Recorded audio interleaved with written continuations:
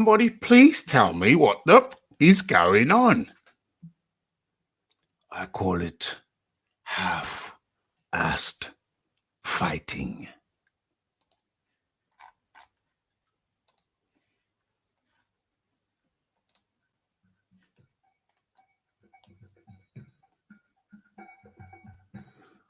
Yeah, I really would like to know just what the is going on with this damn StreamYards thing. Every time I put the, okay, for the uninitiated, for those who don't know, if you don't put the description in the description box, your video is harder to find. So it's very, very important that you put the description of the show in the description box. And every time I put the damn description of the show in the description box, and just before the show, when I go to check that everything is A-okay, the damn thing has disappeared. The damn thing has disappeared. It's very random. 80% of the time it's disappeared. What else going on here? On the view over here. 80%, 90% of the time. And just before the 90% of the time it's disappeared.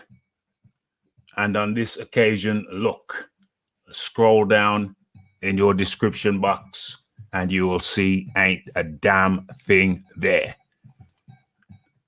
It's like this thing's trying to give me blood pressure over here. It's trying to raise up my blood pressure, but you know what?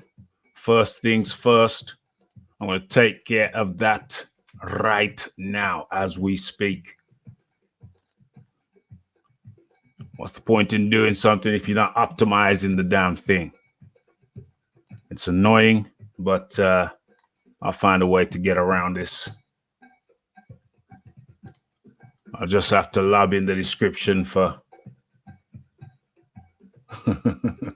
a modified description for Boxing Talk with Raphie 71. Let's copy that. Boom. Paste that. And do the modifications live as we speak. Let me just turn the mic around a little bit. Okay, so it's we'll just have to basically follow what it says in the title. So, Shelly Finkle, copy. The belts don't matter.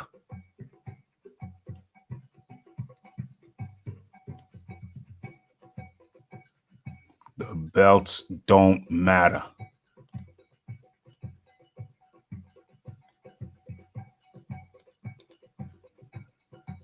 Paste. What else? What else we got? Is AJ mentally prepared for Ruiz 2? Let's modify that.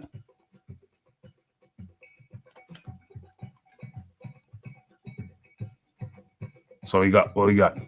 We got boxing. We got Joshua Ruiz 2. Deontay Wilder. Hashtag Shelly Finkle. What other hashtags do we? Well, we got to change the 71 to 72. Lively Boxing Talk and Debate from Raphael Dawkins Combat Radio. Yeah, that's all good and correct. Joshua KO'd in sparring? Question mark.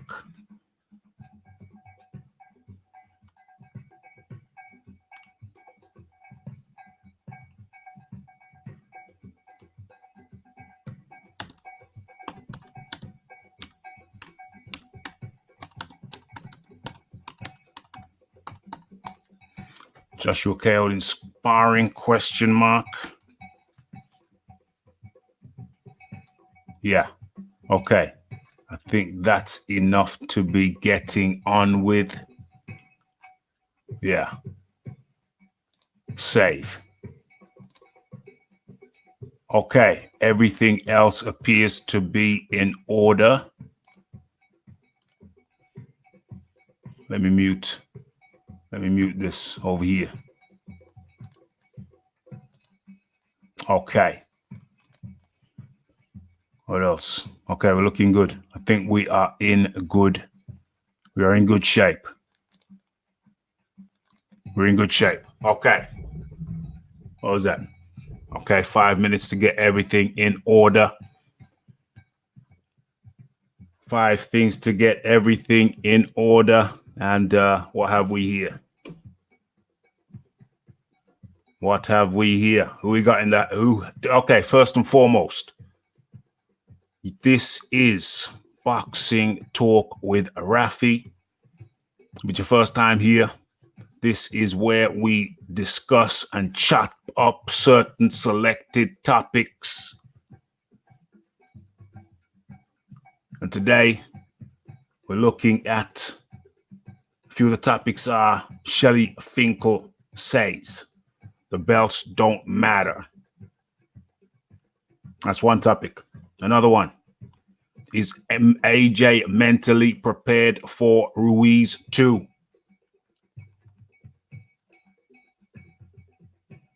Another one, Deontay Wilder says about Dillian White. He says if Dillian White gets to the top of the WBC rankings, he will fight him. Oh, my. If you've seen my video on the topic, I've already discussed that. Okay, it's official. YouTube have notified me that we are live. Anybody who see my previous video will know that I have addressed that. Yes. Okay.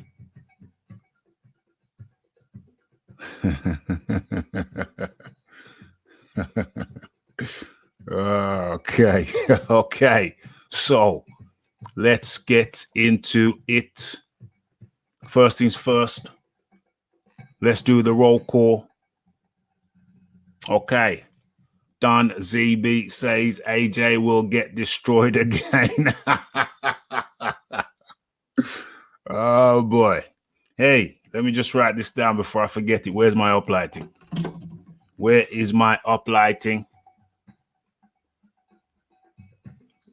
Let me get the uplighting situation situated.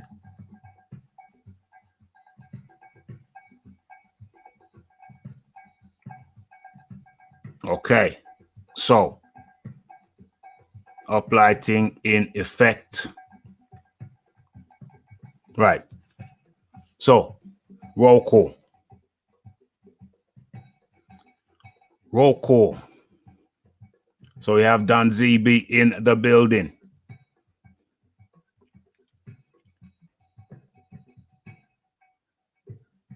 John Dealey in the building.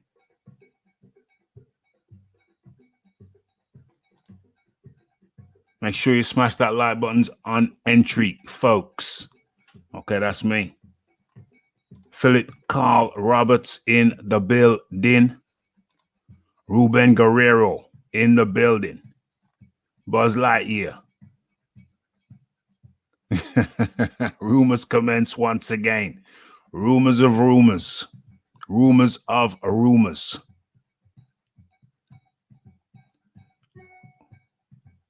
Wild Soul 88. Do you think AJ can get those? Did you think, or do you think? Do I think AJ can get those belts back? Oh, first of all, where are my manners? Where are my manners? Let me put, what did I just do?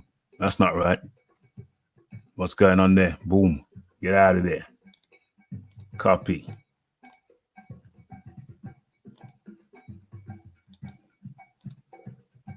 Let me put the link in the description box. Boom, boom, boom.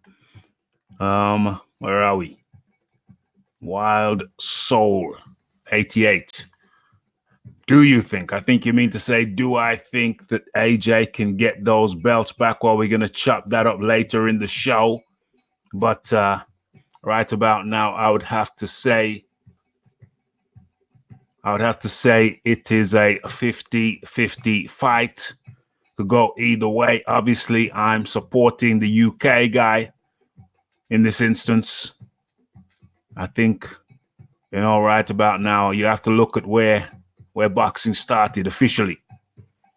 And that was in the UK. So you could quite comfortably say that the UK is the home of boxing in many regards. So when I say I want the belts to return back home, it is within that context. I think if link in the description box, I think if the belts get handed over to the PBC, if the belts get handed over to the PBC, we are in for a very long and cold winter. It's a return to the Ice Age. If the belts go over to the PBC, in the PBC hands, we are in for a long, cold winter. John Dealey, how do you do, sir? Good evening, Raphie.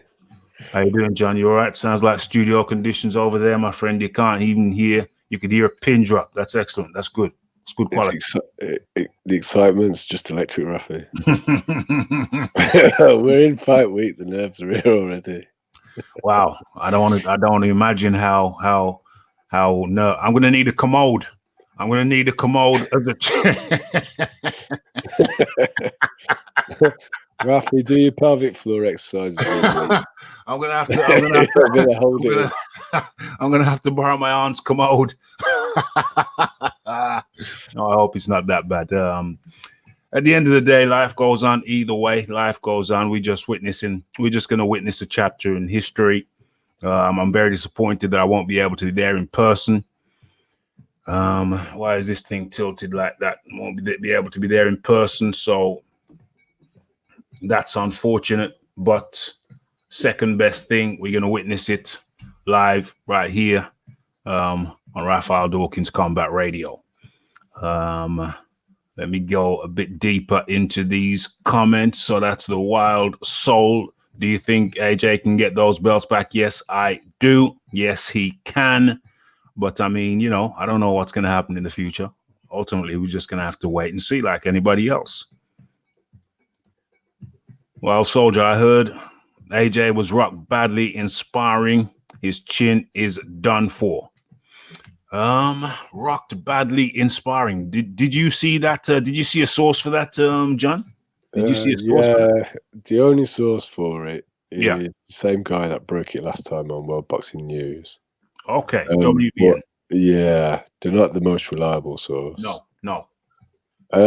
He hasn't really seemed to have named a source this time either. Mm-hmm. I don't know. The biggest thing is, I hope he's not sparring now. I hope he stopped sparring last week. Yeah, he shouldn't be sparring now. He has, however, taken some sparring partners, a couple of sparring partners out to Riyadh, Saudi Arabia with him. And the question is he sparring with those sparring partners? I say no. I don't think he's sparring with them. I think AJ likes to have people to train with. Mm-hmm. He's used to training in Sheffield where there's loads of boxers. Yeah.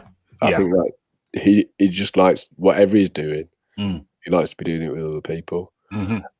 I've seen Eddie being interviewed by Michelle Phelps about the rumours. Okay. Well, what did Eddie have to say about it? Eddie was just going on. It's that same guy from World Boxing News. Oh. He's aware of where the rumours have come from. Mm-hmm. He also pointed out there was an article in the Mail following on from an interview with one of AJ's sparring partners who talked about how he's looked extremely dominant in sparring. So that's a separate article. I don't know. I've seen World Boxing News put out some dodgy articles before. Mm-hmm. A lot of people seem to jump on this story. Yeah. So we'll see. I mean, if he has been rocked in sparring again, if he was last time, then maybe his chin's terrible. The only thing that I struggle with on this is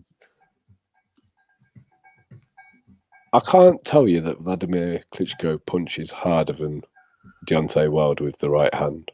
But I can tell you that punch is more proven than Deontay Wilder's right hand. Yeah. AJ, went down from it, but he got up and he won the fight. Indeed. Dillian's left hook is pretty well proven as well. It's not as well proven as Vladimir's right hand by any stretch. No. But he's put down Joseph Parker with that punch, somebody who is supposed to have never touched canvas. Yeah. And he cleaned out Derek Chisora with it as well, someone who went 12 rounds with Vitaly Klitschko. Indeed. And Derek looks as good as ever at the moment. So looks, probably the best he's ever looked. So it's hard to say, he just did it because Derek was on the slide. Yeah. And Povetkin, he's taken hooks off Povetkin. All these punches have hurt him, but they're by proven punchers. That's what happens when you fight the highest caliber. Well, if you're in the heavyweight division and you get hit by a proven puncher, it's going to rock you. That's why the heavyweight division was always excitement division, because everyone can knock everybody out. That's the whole point of it. People have been watching the welterweight divisions for too long, where if you get hurt by a 10-stone man, then you probably haven't got the best chin. It's such a different ball game being hit by somebody who's. It's not even someone who's over 200 pounds now. It's more like someone who's over 220, 230 pounds, isn't it? Yeah, indeed. Ultimately, Phil Walker showing face today. Showing face today, Phil. What's going on? What's going on? Looking good. Looking sharp, Phil. Phil's been to the barbers.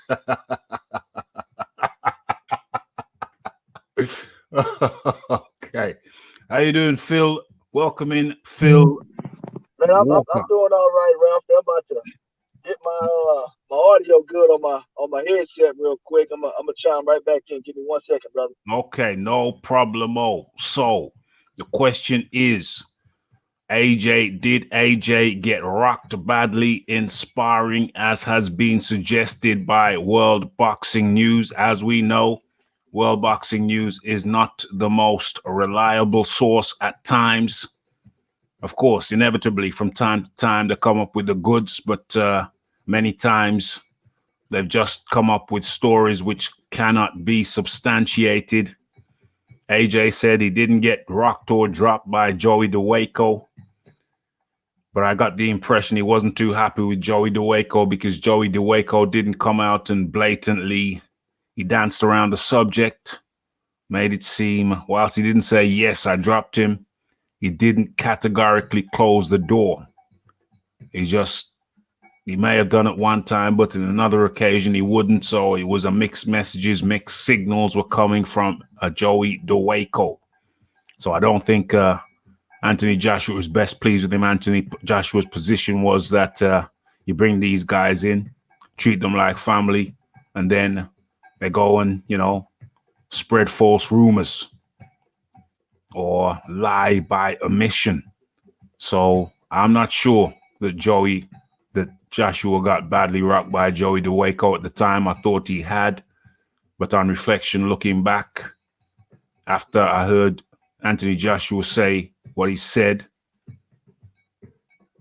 after I heard Anthony Joshua say what he had to say, things just got realer.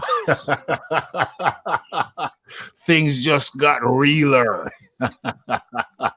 So ultimately, before I bring in my guests, ultimately what I'm saying is that this rumor is nothing more than a rumor until it can be substantiated. So I'm not buying it. But let me welcome in the inimitable, the unstoppable, Mr. Joe Habib, better known as the Beeb. Beeb, how you doing, sir? Doing very well, man. I'm glad that you're doing a show tonight, because I'm really excited about this fight. This fight, I'm going to say something crazy right now that's going to sound blasphemous. I'm actually more excited about this fight than I was for Mayweather Pacquiao. Of course. I am stoked for this fight. Like, this fight has so much significance because both of these guys are still in their prime. And, you know, this is do or die for both men. Yeah. Whereas with Pacquiao Mayweather, both of those guys were money machines. Pacquiao lost multiple times and he was still a money machine. Mayweather, always going to be a money machine. But this is do or die for these guys. I'm not saying that this is the end of the road for either guy if they lose, but it'll be a big blow to either man's career if they do lose. It'll have a big impact on both men if they lose. Yeah. Yeah. So, well, you know, go ahead, Phil. Phil Walker. Well, I tell you what, man. To be honest with you, I think it'll have more of an impact on AJ's career if he loses versus Ruiz, yes. right? I agree. Just because, you know, AJ, you know, he's the mega star. You know what I mean? So that's true. At the end of the day, I think if Ruiz loses to AJ this time around, I think probably the general conception or perception would be that, okay, this is how it should have been the first time, and Ruiz will just go back to being that same guy he was, you know, just a really good heavyweight that ended up beating the man at the time, which is, you know, was Anthony Joshua. So I think, like I said, AJ has to win this fight in order for him to, you know, I just think mainly for his sanity, man, you know, and the division, you know, the division is honestly, it's a lot better when, you know, your mega stars are in a good place. I'm just gonna be honest with you, you know. So we'll see, man. We'll see. Well, let me ask Ralph a quick question, because there's one thing that I've noticed about the UK fans. When they ride with the fighter, when they get behind a fighter, win, lose, or draw, they pretty much ride that horse out to the very end. Like, how many losses and how many times did Frank Bruno lose? But multiple. The public in the UK loved the guy. They were still behind the guy. Ricky Hatton lost multiple times. The public was still behind him. My question to you is, because I'm not really qualified to have an opinion on this, obviously, because I'm not from the UK. Well, I do own a flat out there. I'm the adopted son, but I'm not born and bred there like you are. So my question is, if he does lose again, is it the end? Does he get written off by all of the UK fans? Because you guys, like I said, you're very tolerant of failure. I don't mean that in a disparaging way, but you're very, you know, you accept failure. You don't really. We don't write people up. We don't write people up over in America. Yeah. I'll give you an example. I think I've used this example beforehand. You still have bands or artists or entertainers from over in America who come over and tour in places like the UK and Europe. And let's say they haven't had a hit in America for a year or two. Over in America, they're considered yesterday's men. But over in the UK, they will still get respect. Doesn't matter if you didn't have a hit record last year or the year before. You will still get respect. So to answer your question, I think AJ, whilst a loss would be devastating, absolutely devastating, not just for him, but for the people who were appreciative of the fact that Joshua a UK guy was able to bring the belts back over to the UK, you know, bring those. I mean, Fury did it, but it was different. When Fury did it, I think there was almost a disinterest. It's almost a disinterest when Fury beat Klitschko. Nobody expected it.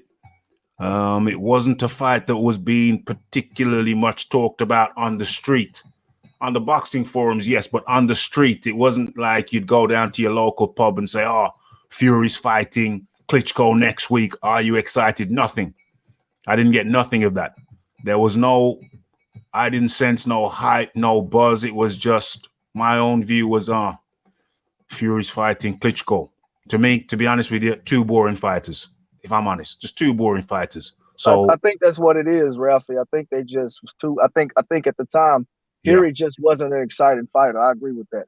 Not exciting at all, and so there was no buzz, but from the general public, zero buzz. I didn't even watch the fight live. I just thought, why am I going to watch a ball fest? The Klitschko is going to win. I was shocked when I heard the news the next day that Fury had won, but even then, the perception was Fury won in an absolute ball fest. So even then, there was no desire or rush to go and watch the fight, to watch it, what had happened. I'd already heard the word. Fury won in a ball fest. I was shocked, and then I brushed it off. It was nothing. But when Joshua won, it was somebody that we had seen from the Olympics. Basically, the people, the public were more invested in Joshua than Fury. There was a bigger investment. We watched him win the Olympics, which took place in London. So the buzz was just different, totally different. It was like the difference between night and day. And so there's a bigger investment in Joshua, than there was in Fury. There is a bigger belief in Joshua than there was with Fury. And now to see the Golden Child beat twice, that would be a sad day in British boxing. It would be a very sad day, but we get over it. We get over it. And if he wanted to continue, which I'm sure he will, after a loss, if there is a loss, then the interest will still be high. I don't know if he's going to be selling 90,000 tickets, maybe just 60,000. Maybe the 90,000 tickets will go down to 60,000. But that's still 60,000. Still 60,000 people. I'm not so sure, Raphie. Carry on. I think things have changed a bit. Okay. So with Frank Bruno, yeah, it's really my first proper boxing memory is watching Big Frank lose to Tim Witherspoon. Damn. On ITV. Damn, I remember that fight. Yeah. I don't think the British public had the same levels of expectations then. Mm-hmm. Mm-hmm. You know, everybody in the previous generation had been happy that Henry Cooper was just British champion and he gave Muhammad Ali a good fight. Yeah. Dropped him. That was enough. Mm-hmm. Then Big Frank would sort of challenge for world titles and come up short. Yeah. And that was okay. That was great. He'd given it a good go again. Gave it a go. Then we've started having Olympic success. Mm-hmm. We've had a couple of gold medals. We've had some bronzes. Yeah. And I think younger people these days, I think they are expecting winners. I think they are less tolerant. Mm-hmm. Mm-hmm. Also, I think there's a segment of boxing fans that are hoping that Joshua fails. I think it's a bit divided in the UK. It's a bit split between people that really do like Joshua and then the people that don't like the fact that their girlfriend probably fancies him. There's a bit of there's slightly out of shape fatter guy probably roots for Fury.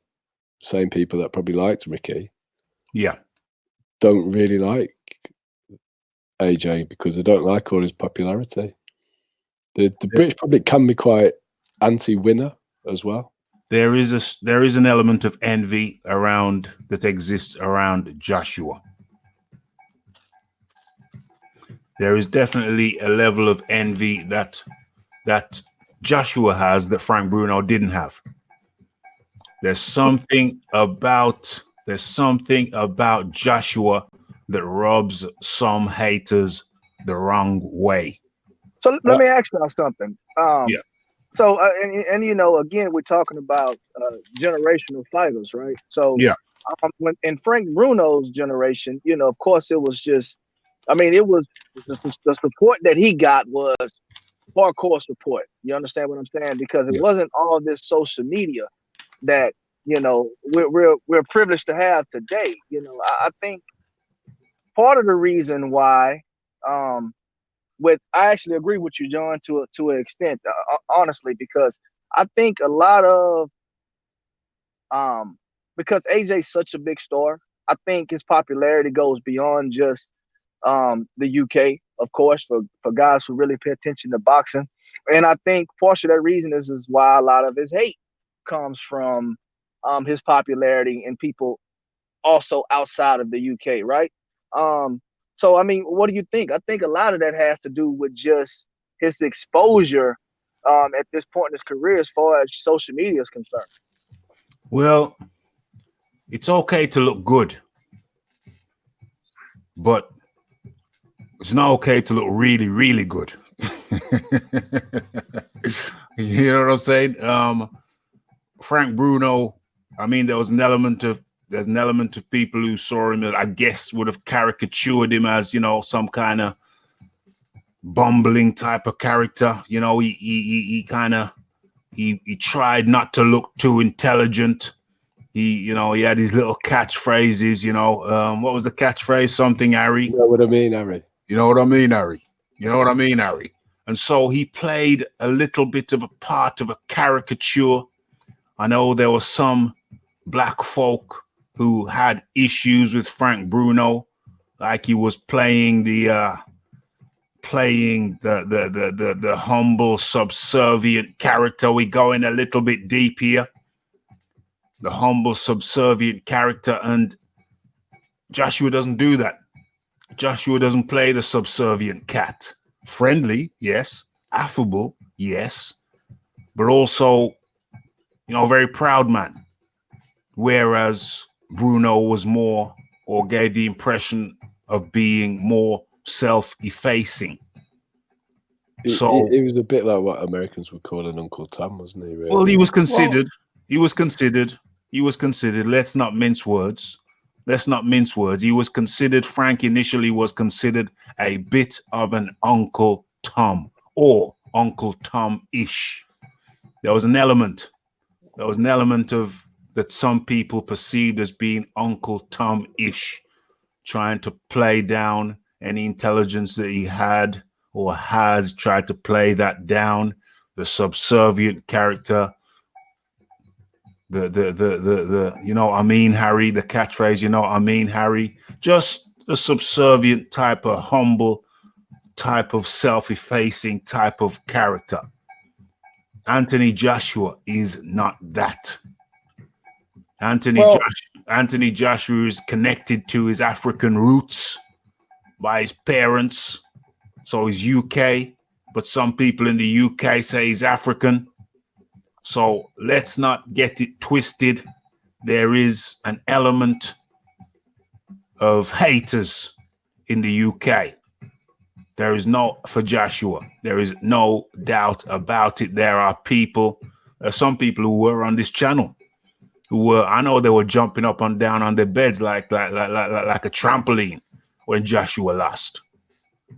You know, there was one cat who made a video of me as I was calling the knockout. One guy who was on this channel. So you have that sick level of envy. And it certainly exists for Joshua in a percentage of the populace that Frank Bruno simply didn't have, because he was so bowing and self-effacing. So yeah, that is very, very real. It's a real factor. So now, how does that affect the numbers? Does that mean that he goes back to fighting in the local town halls? No. But I do believe, like I said, he may go down from selling 90,000 that he could have done, that he did do with Klitschko. He may about drop down back to 60. So it's up to you to decide how bad a blow that would be. All right. I mean, right now we're looking at it like it would be an absolute catastrophe. That's how we're looking at it. But in reality, no. There's still massive fights out there for him if he has the confidence. I mean, if he gets beat twice by the same guy in a similar manner. I mean, if he gets beat by points, that would be a different thing. Although he shouldn't really be able to get beat by points from Ruiz. But anyway, but if he loses in a similar manner, that would definitely one would have to imagine have some kind of psychological effect on him. But If he gets beat by some other means, by, let's say, people think it's a robbery or whatever, points, close points loss, then I think he marches on. He marches on. If he gets beat by points, it's controversial or whatever, or it's close, he marches on. He marches on regardless. If he gets taken out the way he got taken out before, then he might really need to move to an island for 9 months. You might need to take Dave Allen's advice and move to an island for 9 months. Well, to speak to John's point a little bit, UK boxing has come a long way, and for a good period of time, I think when you guys had I want to say 15 or 16 world champions, you had more champions in the UK at one point in time in recent years. I think it was like 2016-ish, 2015-ish.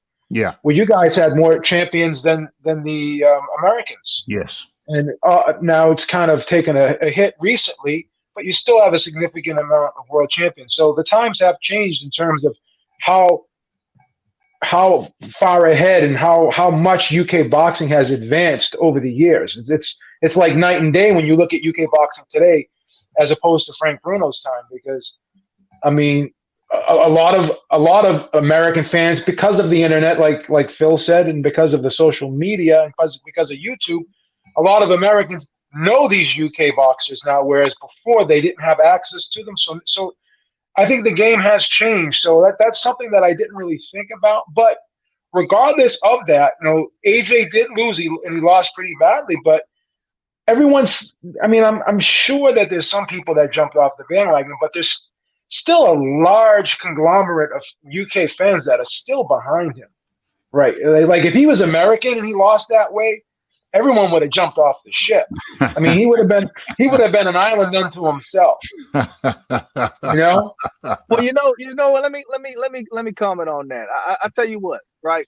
And I don't think his loss to Ruiz, I don't think his popularity and people supporting him. I honestly, based on what I see on YouTube and the forums that I talk to guys in, I don't think he's lost any popularity. Pretty much everybody that has supported him has continued to support him because I agree. Because at the end of the day, some people feel like the loss was the best thing to happen to him because you get to really see what he's made of, right? So at the end of the day, I think people like AJ not because of the way he fights, not only because of the way he fights. I mean, they like him as an individual. And to me, that's what keeps your popularity consistent, right? When people just say, okay, he's a good fighter, but he seems like a pretty cool guy too, right? He's a nice guy, that's when people continue to support you.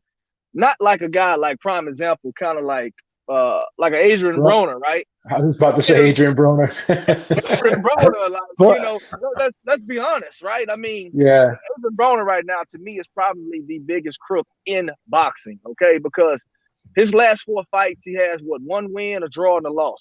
So, I mean, but he's still getting good paydays. He's still on pay-per-view. So, I mean, at the end of the day, and guess what? He's not a very likable person. No, he's very hard to like. He's hard to like, and I've tried to like Adrian Broner. I've tried to like him. I've tried to support him, but I just can't, I just can't. I can't do it either. I can't do it either. I tried so hard to support that guy, but I just couldn't get behind him, man. I couldn't get behind him. But you know what though? If he was more of a likable guy, it'll be a lot easier. Like people like Danny Jacobs, right? I mean, he's a good fighter, but overall, it just seems like a pretty decent guy all around, right? That's why Pacquiao. Right? That's why Pacquiao still has fans because of his character. People really like the type of person that Manny Pacquiao is. I mean, a lot of people, even though he lost a couple of times, his fans still stayed behind him. Exactly. So I think Broner have like a contingent of fans that like him because of his unpleasant antics, though. Aren't they the people that have always sort of liked him in the first place? That's what I was saying. Yeah, the people who like him, they like some of that, arrogance and foolishness about him. Some people like that kind of stuff. It's entertaining to them, right? Well, Phil, let me ask you a question and tell me if you agree with this, because this is something I've been seeing in American culture right now with these young kids coming up now. It seems like these young kids coming up now in this generation, they love that thug life type, that gangster type image. And do you think that's why, like, Broner still has some popularity with that demographic, that group of people, the people that kind of like that? There's a lot of kids I see in the streets. They just, the way they carry themselves, the way they talk to adults and stuff. It's just everyone's got that like tough guy, gangster type. I'm a thug type. And when we were growing up, I don't know. When I was growing up and stuff, we had that bad boy streak in us, but we didn't take it to that level that it's being taken to today. Like, where people would just fight. You look at someone the wrong way right now, and guys are just throwing down, and not just throwing down with fists now. Now they're pulling out knives, and they're friggin' pulling out guns now. So I just think the culture, in particularly in America, has changed, where we're just a very violent people now, more so than ever, in my opinion. I think that it's often been blamed on the music, but I have a different slant. Why has the degeneration of society, in terms of behavior, why would that simply be attributed to the music? Why not the films? Why not the films?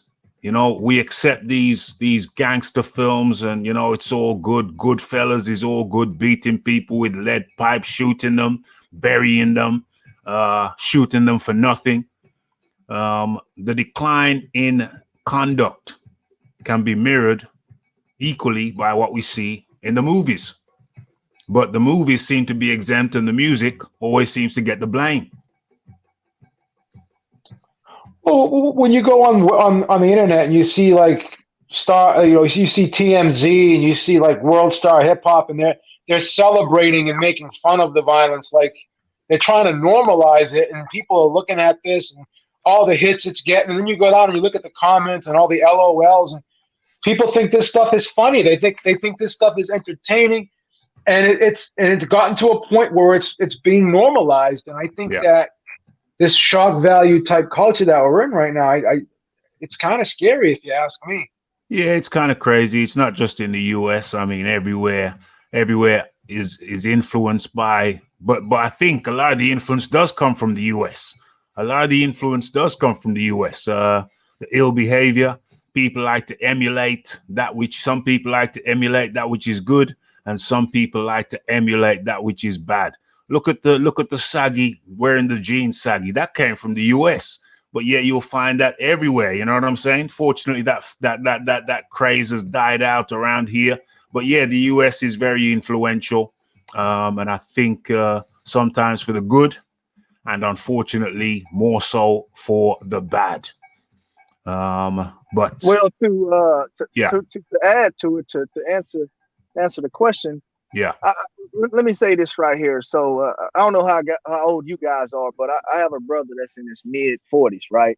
Mm-hmm. So he grew up in his teenage life was in the late 80s all the way to the early 90s, right? Yeah. So this was around the time where, gang violence and everything was fairly heavy, right? And then, it kind of did like not necessarily a 360, but almost a full 360, and that kind of died out, right? Yeah. So during that particular time, it kind of, because I can remember my brother and them doing some wild stuff, right? Mm, so I think during that particular time is, to me, equivalent to how things are now, except when my brother and them, they wasn't like shooting people and stuff like that. It was more so just like fighting and all that kind of stuff like that. Yeah. Just the hands. Yeah, fighting and stuff like that. I just think that it seemed like we took a step forward in progressing and getting rid of all the gang violence and stuff like that. But now gang violence and stuff of that nature, to me, has not worked this way back in. I mean, it's alive and well, and gangs are heavy here in Texas, especially Houston. And I do think I agree with what a lot of you guys are saying, that I think the music, the TV, and honestly, man, just the environment in which you big, you know, that you're surrounded by, you know, and a lot of these guys invite that kind of, you know, energy into their lives unnecessarily, right? And I think that's where the issue comes, because in a way here, criminals are glorified in the States. I don't know how it is over there, but of course, but it's been from the films though. From the films, we got films from the 40s. We got James Cagney smushing people with grapefruits. You know what I'm saying? Pulling out guns. It's been glorified. That thing has been glorified from the 40s. So you don't. Yeah, but I think the internet. I think it's the internet too, Ralph, because you go on YouTube, you go on World Star, you go on TMZ, and you see all this craziness going on, and it's being filmed and it's being broadcast to millions and millions of people, and then you're hearing like people in the background laughing when the craziness is going on. That's to me that's the biggest difference right now, because when you know you talk about the films from you know decades ago, right? You know, now this stuff is going on, and people actually have real life comparisons that they can equate this to, you know, and to me that's the biggest difference, right? It's not necessarily just the movie that we saw. It's not Goodfellas or Scarface or any of those movies. It's like, okay, this guy is in Chicago and somebody's filming him fighting somebody and somebody gets stabbed up. You know what I mean? Like, you know, everybody's pulling out their phones. Everyone's pulling out their phones when this stuff's going down. They're not looking to break it up. Right. Exactly. So the internet has clearly and definitely without a doubt played a part. You see something funny happening going down. What happens? People start pulling out their phones because they're going to upload it to their social media, which will get uploaded to somebody else. So the internet is definitely a factor, but I still maintain that it often gets blamed on the music. My point is that it's not just the music. It's not just the audio. It's the visuals from the films, and yes, the visuals from the internet. But it's not just sound. It's vision. You know, you hear that crap, then you see that crap, then all of a sudden you can surround yourself with that crap. You can play that crap music in your head, in your headphones 24 hours a day. And with the internet now, you can watch that garbage 24 hours a day if you so see fit. So it's a combination of the two. It's the visual and the audio. Two of them together with the increased accessibility via the internet, then that's a recipe for degeneration. That's what we see in degeneration. But you know what? Anything that changes can change. Things change can happen. I'm a big believer in change. So the same way things can take a turn for the worse, things can take a turn for the better. We have to be optimistic. And so to conclude, the AJ thing, he's got his lovers and he's got his haters.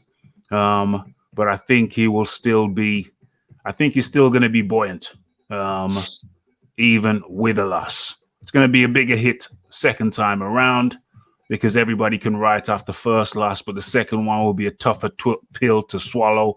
But he does have serious support as well as the haters. That's concluding that topic. John Daly, do you want to come in on that? I think we covered it. Well, partly the gang thing. I mean, it's a different situation, and Phil and Joe won't really understand this, but in the UK, in football was all about gang violence. Excuse me, in the 80s. And they have really got it under control now. I mean, it happens, but not in the way that it used to. Not on any level. So things can get better. I can't really tell about street gang violence in Birmingham anymore. You don't hear about shootings like you used to. No. And it would seem to me that the crack epidemic we had in Birmingham in the 90s is completely gone.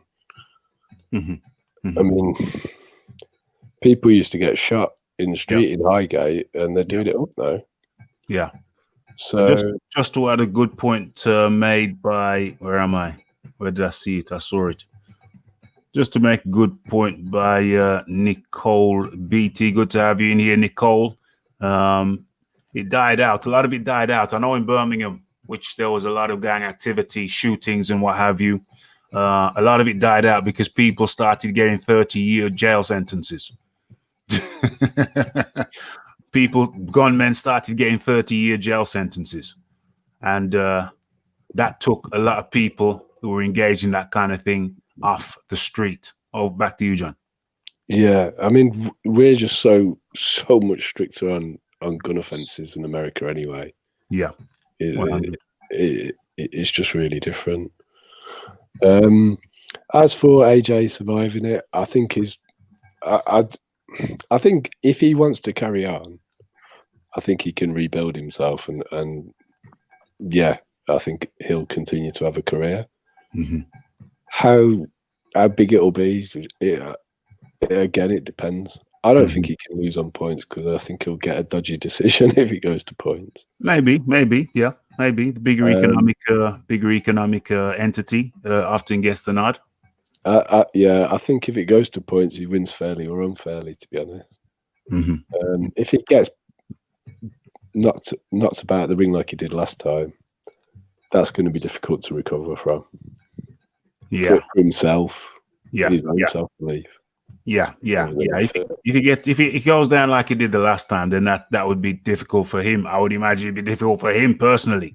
So that we over here in the UK, the most of us are hoping that it doesn't go down like it did last time. But this is boxing.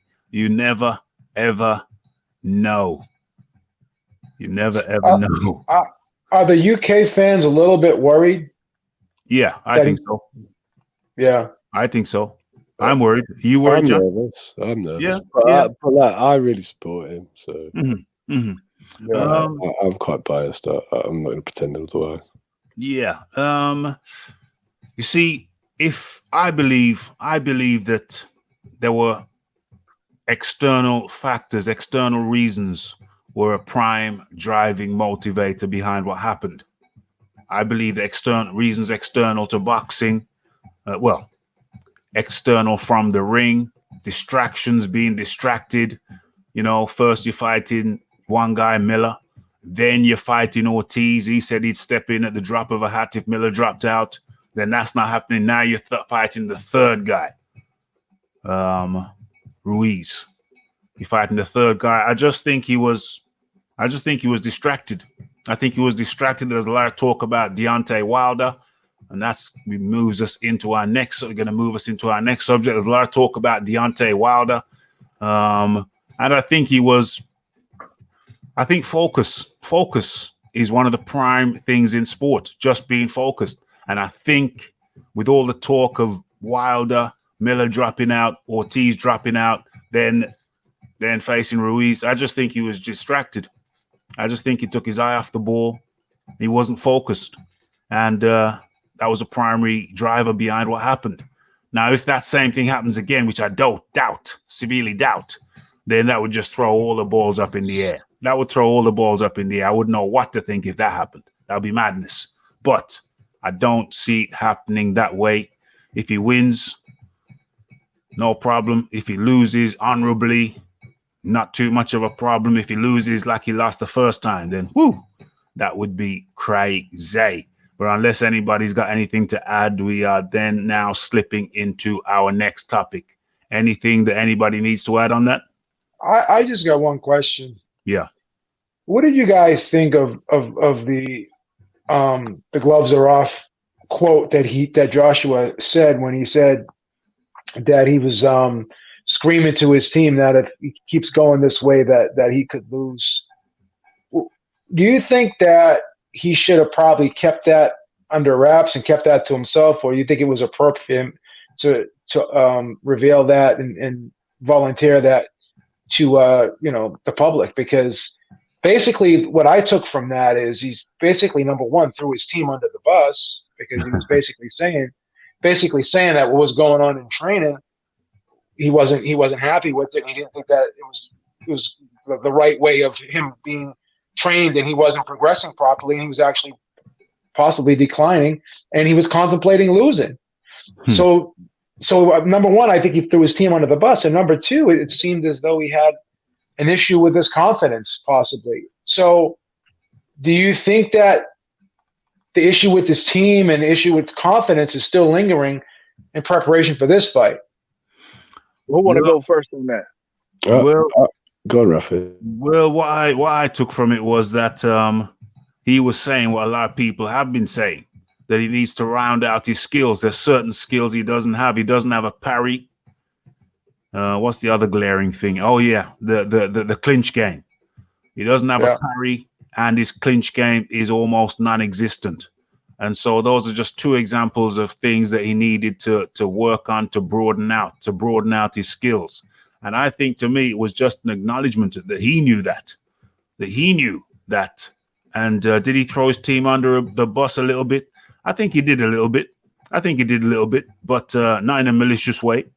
He just said what other people. Wasn't malicious. Wasn't malicious at all. No, he just said what other people had been saying. He needs to round out his skills. He should know what to do in every situation.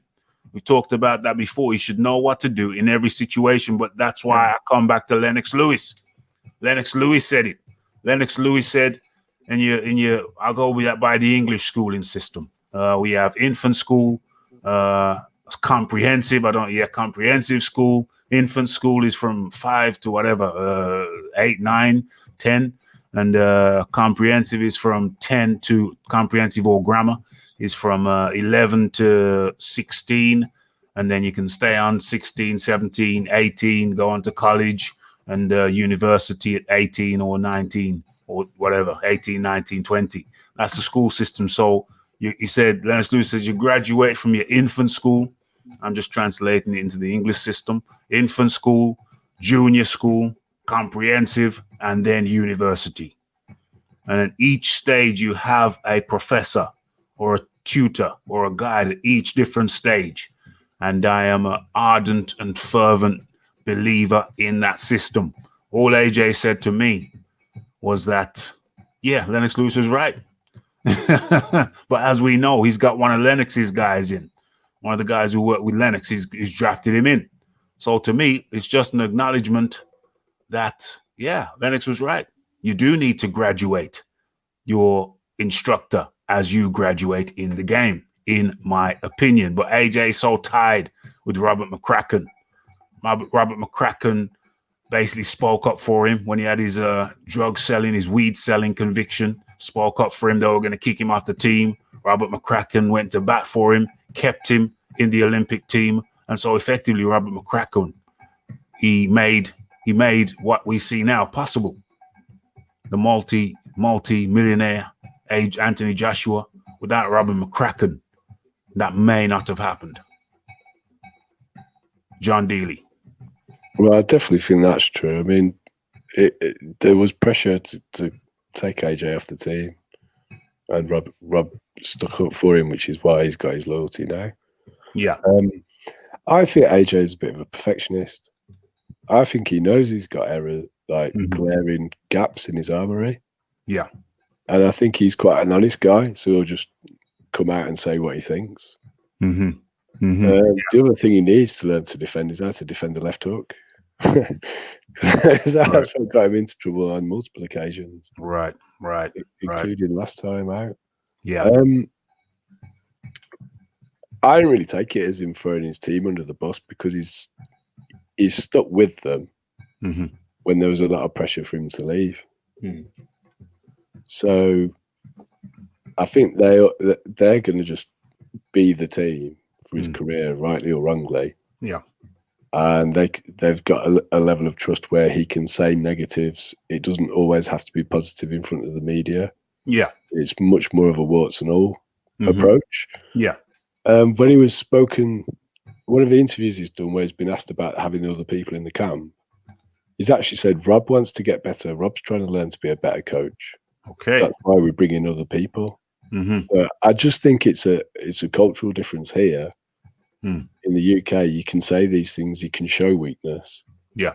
And that isn't necessarily taken as something you can never do in the media, really. Yeah, indeed. Phil Walker, do you want to jump in? I can't remember what the question was. Yeah, I remember what the question was. For one, I absolutely don't think he threw his team under the bus, because if there's one thing that I could admire is transparency, okay? And for me, I feel as though if he came out and said that on air in front of, hundreds of thousands of people, this is something that he said to his team personally, right? And that's what he said. He said, I tell you, if we keep this up, I'm going to lose. Yeah. So he's told them, and he just came out and told everybody else. So to me, first of all, that's not throwing your team under the bus, because he's transparent. And at the end of the day, he recognizes that he has flaws. The only way you can fix the flaw is if you recognize that you have one. Okay. Yeah. So that's most important, right? So to me, that says a lot about him, his character, and he wants to be better, right? So that's awesome. His team is aware that he wants to be better. His team is aware that they need to work on these particular aspects in order to make him better as well as themselves. So again, that's transparency. For a fan, that's on the outside looking in, for him to say, hey, look, guys, I feel like this is part of the reason why I lost, but guess what? We're in camp. I have my same team. They know what the issue is. I know what the issue is. And guess what? We're going to get better on that. For a fan, that's like music to your ears, right?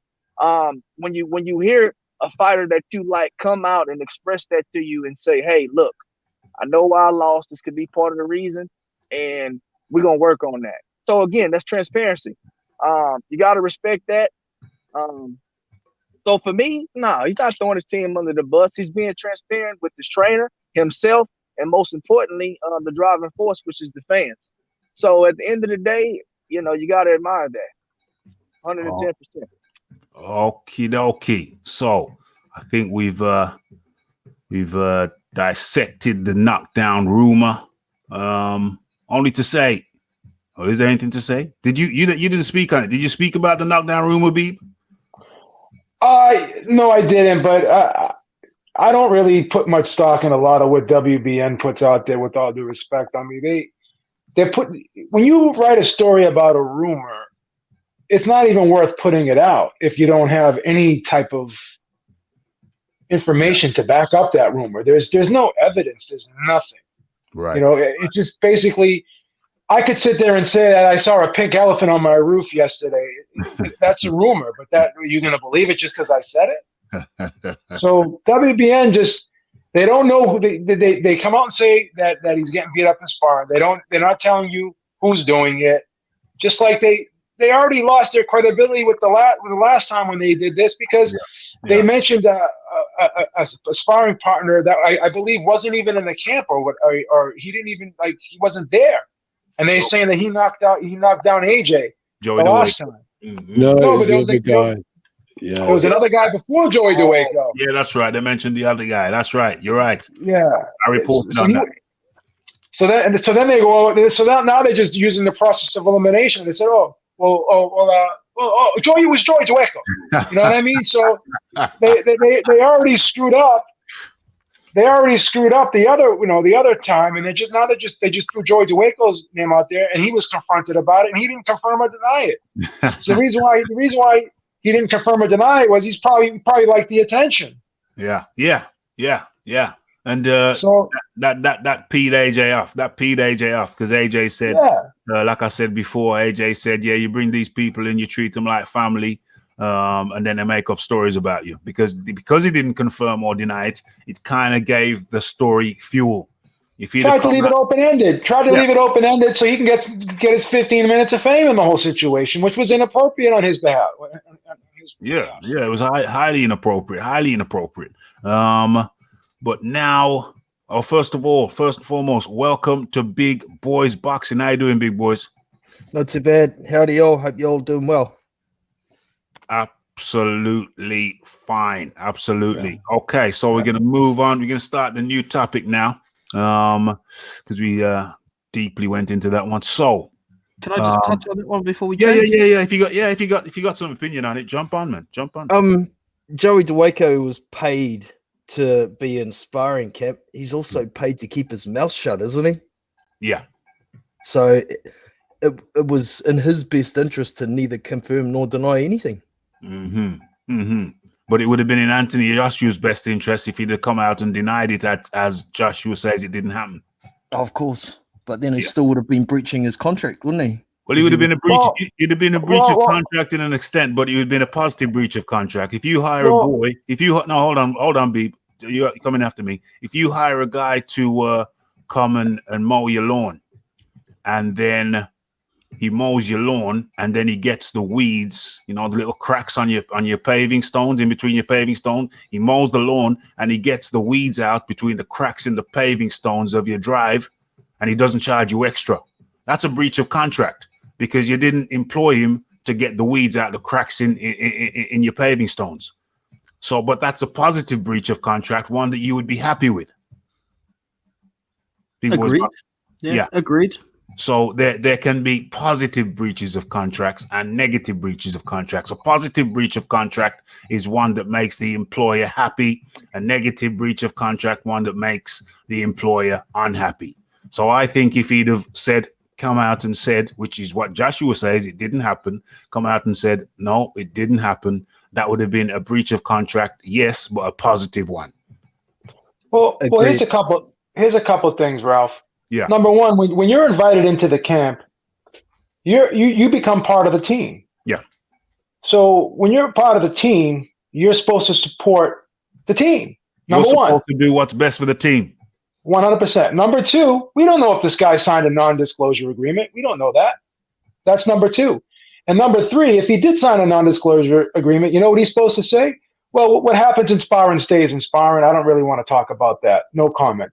But he didn't do that, because when he was interviewed and asked about it, he was coy about it. He was laughing, and he was trying to leave it open-ended because he wanted to get attention. Yeah, and he was pissed off he didn't get picked as the replacement too. Yeah, exactly. So this was just him trying to get his 15 minutes of fame, trying to be an Instagram or a YouTube or a social media whore. Excuse the word, but that's just my opinion on it. So. If he wanted to go the route, like what Errol Spence said when he was asked about the Floyd Mayweather thing, he's like, what happens in sparring stays in sparring, and he said, I don't really talk about what goes on in sparring. That's private. That's personal. That's how Errol Spence handled the situation when he was asked if he gave Floyd Mayweather that black eye, and that's the way it should have been handled in this Joey DeWeco situation. And that, in my opinion, is the more appropriate way to handle it, instead of giggling and laughing and saying, well, I don't really, And then you see Joey DeWeco, he kept it open-ended. He didn't say he did, he didn't say he didn't. But if you look at his Instagram post, because I did at least one video on Joey DeWeco around that time. If you look at his Instagram post, he was talking about his power. He was talking about how powerful his punch was. So even though he never blatantly said, yeah, I did it, because he probably didn't do it, but he certainly gave the impression that he did do it, but he couldn't talk about it. He wanted to get on the card. That's what he was doing. He was trying to position himself and hype himself up so he can get on the card. And he wasn't on the card.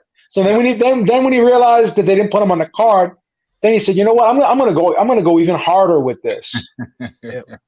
The consequences of his actions are gonna be he's never going to get a $30,000 or $40,000 paycheck to be in Anthony Joshua's camp ever again.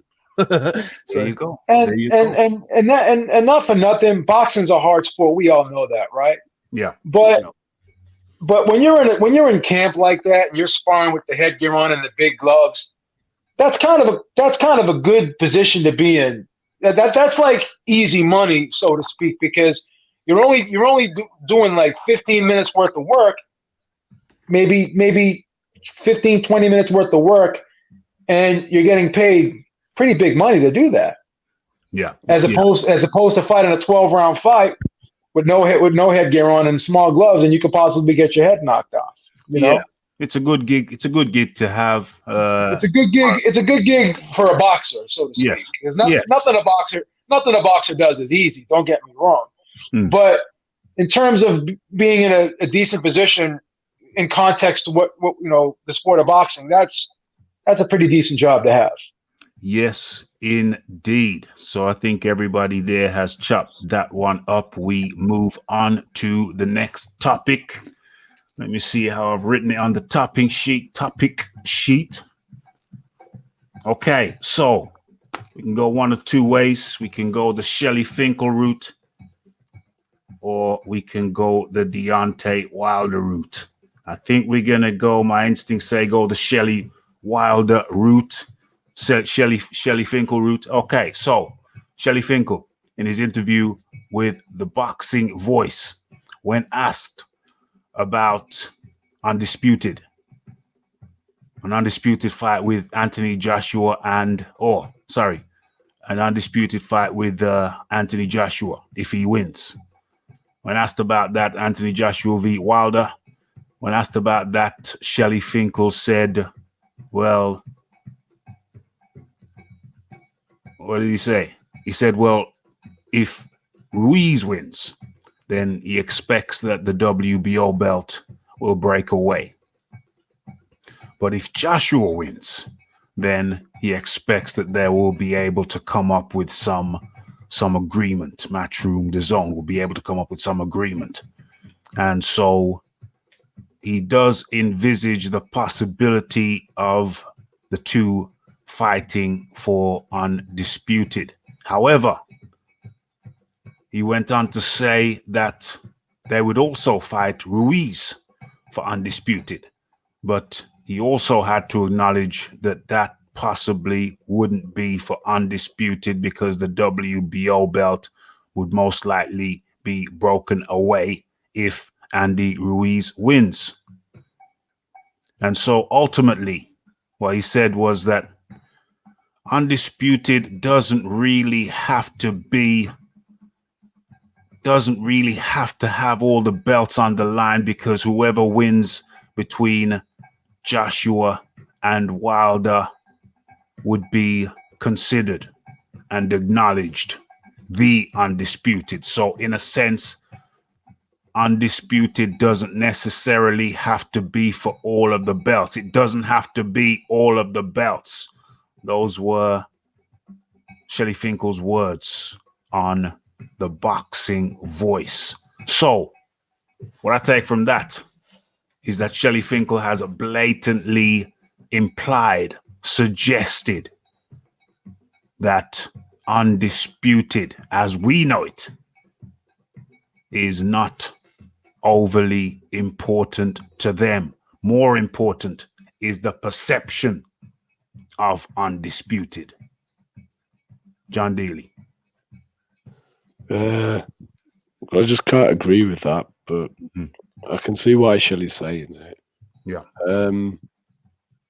If Ruiz wins, Hearn's going to do everything he can to prize WBO off PBC by forcing the Usyk mandatory. It'll be interesting to see if Ruiz fights Pulev straight away as well. I think he probably will. I can see that being on the undercard of Fury Wilder. Yeah. And building that up as the sort of undisputed fight. Yes. But for me, you've got to have all the belts to be undisputed. So I just think they're trying to market that in anticipation of Ruiz beating Joshua and dropping the WBO, to be frank. Yeah, I think it gives a snapshot, does it not? That undisputed is not overly important to them. John Daly. Well, if it was, you would have thought they'd have made the fight when they had the chance previously. So I'm not so sure it is, but anyway. Yeah. We'll see what happens. I mean, we'll see what happens. I think if AJ does win, I don't see them being in a rush to actually make that fight. But I can see that being from both sides because there's the mandatories anyway. Yeah, if AJ does win, I just think he'll do his mandatories next year and then they'll come to undisputed 2021. Big boys boxing. Undisputed doesn't have to be for all the belts, says Shelly Finkle. Yeah, what a load of horse beep. Yeah, for me, you got to have the 4 recognized belts or it ain't undisputed. And for me, that's also Shelly Finkle getting on board with PBC, trying to not recognize the WBO. Simple as that. It's promotion, man. That's it. Promotion of who? Who's being promoted? It's promotion of the PBC's fighter being undisputed when they're not. Well, they're talking about coming out with their own belts. So I mean, and then they don't recognize the WBO belt anyway. So I want to save you for last, Beeb. I want to save you for last. Phil Walker, undisputed. You don't need all the belts for undisputed in this new paradigm of Shelly Finkle's. Phil Walker. Well, let me tell you something, man. You're not undisputed unless you're undisputed, right? I mean, we're not sitting here trying to rewrite history, and to say something like that, that's absolutely what you're trying to do. That's like saying the lineal championship doesn't matter. To me, that's just ridiculous, right? You got to have all 4 belts. I think that comment just feeds into the narrative of the PBC not recognizing that belt like the other ones. Yeah. Okay. And I think, he just kind of put that out there because I honestly think that's what they believe. You know what I mean? Like that belt's really not that important to them. I think that has no bearing on them trying to create their own belt or anything like that. I don't think that has anything to do with it. But at the end of the day, again, I can see why he said that. The perception of being undisputed versus actually being undisputed, are 2 very, very, very different things. But you absolutely have to have all 4 belts. Okay. I think, honestly, Deontay Wilder wants all 4 belts. I mean, I'm not sure he's totally on board with this situation with the not having that 4th belt. I just think it's a difference in promotional companies and the machine that's backing these fighters. Of course, Matchroom is going to do everything they can in order to obtain each and every last one of the belts, as well as fight the mandatories on time, or at least try to fight the mandatories on time, versus the PBC, Shelly Finkle, and those guys. I think that's kind of their way of saying, we don't care about that belt. So at the end of the day, in order to become undisputed, you got to have all 4 belts in a nutshell. Amen. Hallelujah. So, Beeb, your turn, my friend. Chop that up. You don't need all the belts for undisputed, says Shelly Finkle. Well, what I'm trying to say is I think they're just trying to go along with the PBC narrative that, we created our own belts. We don't believe that the WBO is a legitimate title.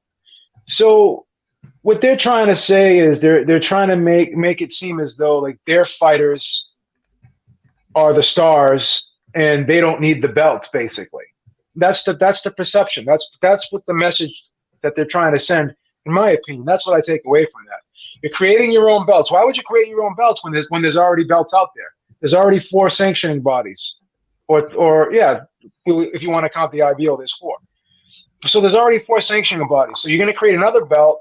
You're going to create your own league, and you're going to only have your fighters be in it. So what they're trying to do is copy the UFC model, and just have like a one-stop shop here. So what they're trying to do is they're just trying to diminish being undisputed, and they're trying to say that as long as you're a PBC fighter and you're popular, that's all that matters, really. So it's not about being undisputed. It's not about keeping up with the regular tradition of the sport of boxing. It's like, we're going to create our own lane here, and we're going to dictate how things should be. And good luck with that, because you're going to end up being an island unto yourself. And I'm not 100% sure that Deontay Wilder, like Phil said, is on board with that, because they are supposedly the WBC already offered him the franchise championship, and he was asked to be the franchise champion, and then obviously someone else would have to be the WBC champion in his place, so that way he wouldn't have to fight mandatories. But he didn't want that. He fought hard for that WBC belt, and he wasn't willing to give it up. He wants to be the champion. So that's the thing. So this is just, I think, Shelly Finkle's way of falling in line with the PBC narrative, in my opinion. Yeah. Okay. So, to me, my take on the whole thing, is that Shelly Finkle is warming up the PBC supporters. He's warming them up to the notion that to be undisputed, you don't need all the belts. But surely that's unified. That's a unified champion, not an undisputed champion. Anthony Joshua has already been the unified champ. They're confusing unified with undisputed. So if Deontay Wilder becomes unified, then effectively he is undisputed. So he has to meet a lesser standard and criteria than anybody else. If he becomes unified, that's good. That's as good to us as undisputed. That's what the man said. That's what I heard the man said. All he has to do to become undisputed is become unified. And he is effectively, we are saying he's undisputed, and that's it. If we say he's undisputed, he's undisputed. It's as good as. So I think that's an early narrative spin. It's an early attempt at a narrative spin from Shelly Finkle. And but I don't think it's going to wash. It's not going to wash. Nobody's going to accept that. Anybody got any last words on that topic you want to round up? Let's hope Deontay Wilder sticks to his guns about wanting the real belts and wanting all four of them. If everything falls into place and Andy Ruiz does drop that WBO belt and Deontay Wilder fights him and takes those belts, he's still got one to get, and I hope he goes for it. Must I add to polish this thing off? I hope PBC is not coming out with their own belt unless it's some kind of belt that's in a PBC tournament form where anybody can participate in it, and the winner gets the PBC belt for winning the tournament. That's the only way I could support that. Otherwise, they need to just put that on the shelf. John D. Lee. Well, we'll see. I do think the PBC want to try and copy the UFC model. I think they're trying to do that. The history doesn't help, though, does it? Well, there's more to it than that as well. I mean, is it really worth trying to until we know what the figures were for the last pay-per-view they did? Is it advisable for them to go down that road if they're not actually pulling the numbers in? No, UFC does good numbers. We still haven't heard anything about the numbers for Wilder Ortiz pay-per-view. So are they just being deluded? Do they think they've got a product better than it is? So maybe they'll try and fail. We'll see what happens. If Ruiz loses, I think their whole narrative will just change anyway, straight away. What will the narrative change be? Joshua won't fight them. Because Wilder's already done an interview on Sky Sports over here saying that Joshua doesn't want to fight him if he wins. And that's the reason that he's supporting Andy Ruiz. So there'll just be a lot of calling out of Anthony Joshua, saying he doesn't want the fight. I think that's what we'll see happen. Yes. I will also add that AJ also did an interview, and he said that he's not worried about Deontay Wilder now, and even if he wins, I quote, he say, "I won't be worried about him either if I win." So he's definitely you can take a lot from that, but you can take whatever you want to take from that. Basically, is what I'm saying. Definitely said it. I've also seen Eddie Hearn say, "Of course, AJ wants to fight Wilder." Personally, I think AJ is just trying to focus on Ruiz, and he doesn't want to be distracted by all the questions that he was getting for about, I think pretty much from when he fought Klitschko, he was being asked a question by all the media, when are you fighting Deontay Wilder? I think he just doesn't want to talk to the media about it until it's signed and on. I was just about to come to that point because it was a natural progression. So Anthony Joshua has said that he's not going to be worried. People can bow down to him after he's beat Ruiz. And he's not worried about Deontay Wilder. Not worried about him now, and he's not going to be worried about or concerned with him after he beats Ruiz. Now, where do I want to go first on this? Okay, I'll go first on this. Okay, so my interpretation of that is that since Ruiz is the lion killer, so all the praise and adulation that Ruiz is getting now for being the lion killer, you can when I beat the lion killer, you can praise me now. You can come and praise me. You can come and give me some of that praise. Since Ruiz is a lion killer, when I beat him, treat me like a lion killer too. That's A. That's the bow down thing. B. I'm not concerned with Deontay Wilder. Well, that's what we wanted to hear. That's what I wanted to hear. Because being concerned with Deontay Wilder only led to them going back to the table time and time again, taking up valuable time, taking up brain energy, and perhaps even distracting him in the first fight. So as far as he is concerned, as far as Anthony Joshua is concerned, Deontay Wilder, after turning down $100 million, $120 million, he can go whistle.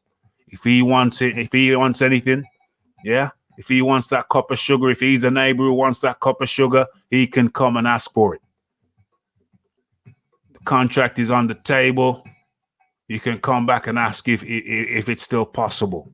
Is it still possible that contract you gave me that I turned down, is that still available? And what they should do is they should probably say, well, yeah, it's still available.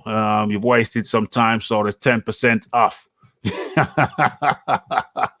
As far as I'm concerned, look how much of our time you've wasted going back and forth. Do you even really want it? Because it don't seem like it to me. The Beeb. Well, so that's A and B. Bow down to me after I beat Ruiz. And I'm not concerned with Deontay Wilder no more. Well, I think it's kind of ironic now because Deontay Wilder was saying before that, he was so tired of dealing with all of the stress of the negotiations, all the BS. But now I think Joshua is saying to himself, you know what? I was thinking about this guy too much and it affected my performance in the last fight. So right now, this guy is going to be the furthest thing from my mind. But unfortunately, he's really not because he's still talking about him. But he is making a conscious effort to kind of push him way in the back now. He's trying to get this guy out of his life right now because at this point in time, he has to focus on Ruiz. So now I think he realizes that this whole thing has been a big stressful situation that has not been beneficial to him at all. It's only added problems and kind of affected his focus in the Ruiz fight. So now he's saying to himself, fuck Wilder. I don't even want to talk about him right now. But unfortunately, people are going to still ask him questions.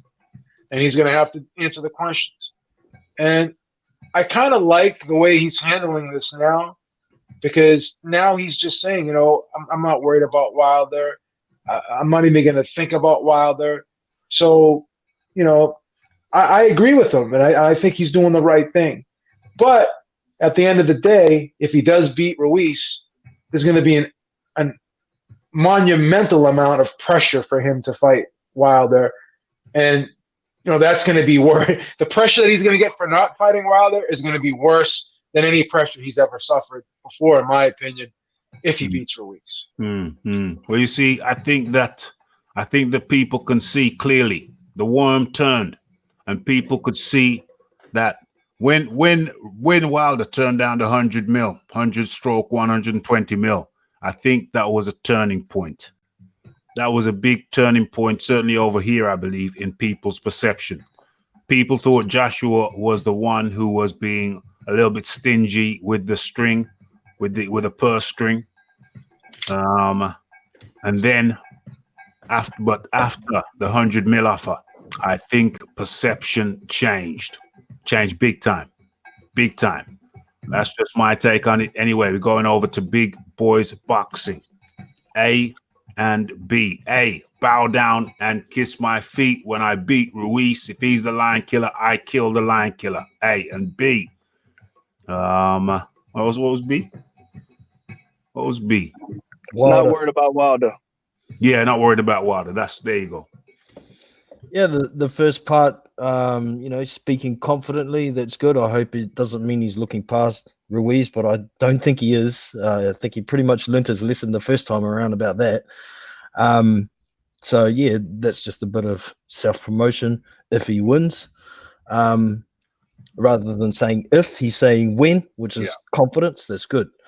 The second part, Wilder, I can imagine, it's been 3 years of negotiations, stressful, and the end result pretty much was Wilder won't fight Joshua unless he knows how much money he's got in his pocket.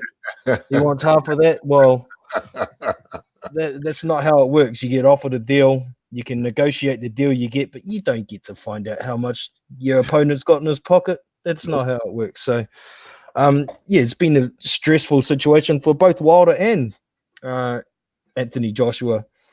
And I hope he keeps his mind on the job. Yep. And, even if he does beat Ruiz, he's still going to have to deal with the mandatory before fighting possibly Deontay Wilder, because the IBF aren't going to let a unification happen. So it is what it is. He can just go on his merry way. And once everything's out of the way, until there's pen put to paper and a fight made between the two, nothing else matters. Yeah, indeed. So, Phil Walker. A, bow down and kiss my feet when I beat Ruiz, and I'm not concerned with Wilder, either now or after I beat Ruiz. Phil Walker.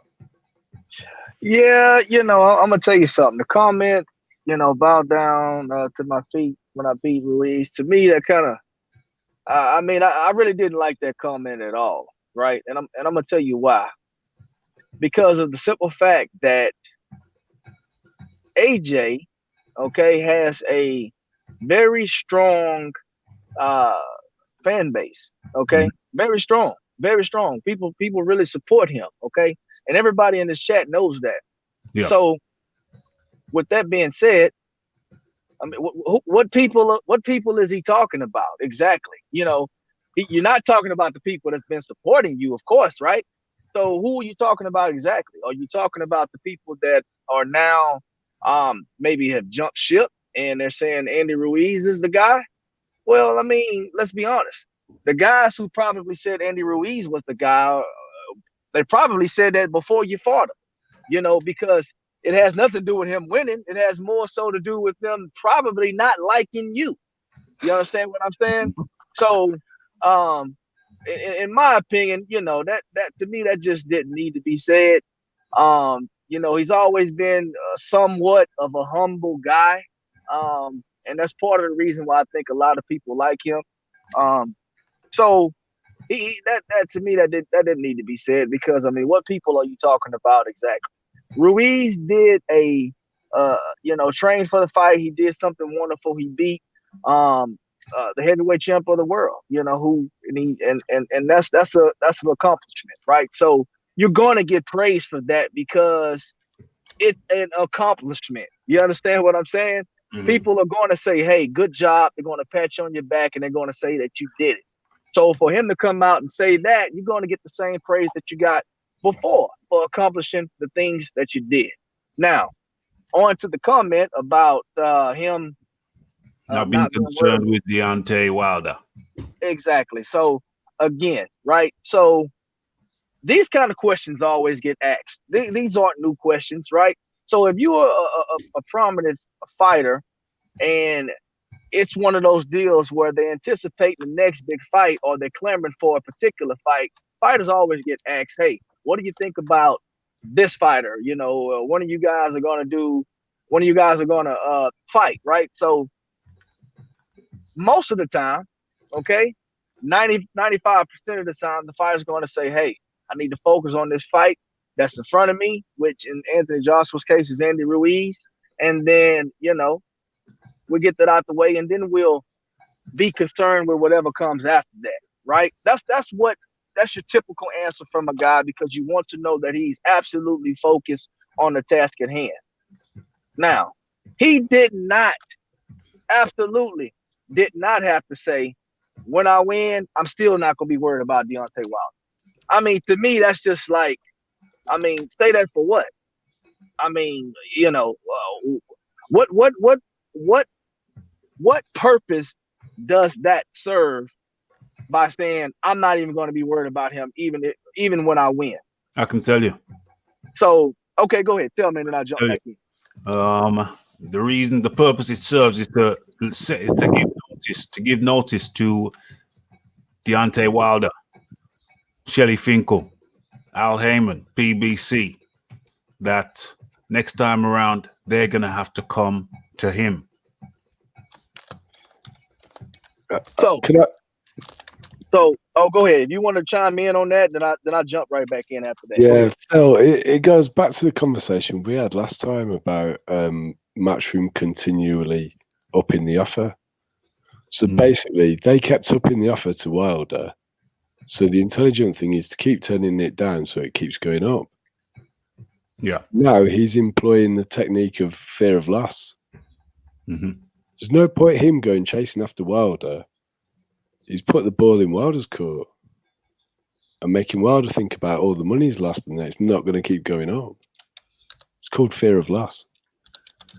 Yeah. Well, with that being said, let me say this right here. Although, I mean, look, I'm not going to say that you guys don't bring up good points. To me personally, you still don't have to say that, right? You still don't have to say even when I win, I'm not going to be worried about Deontay Wilder. Because guess what?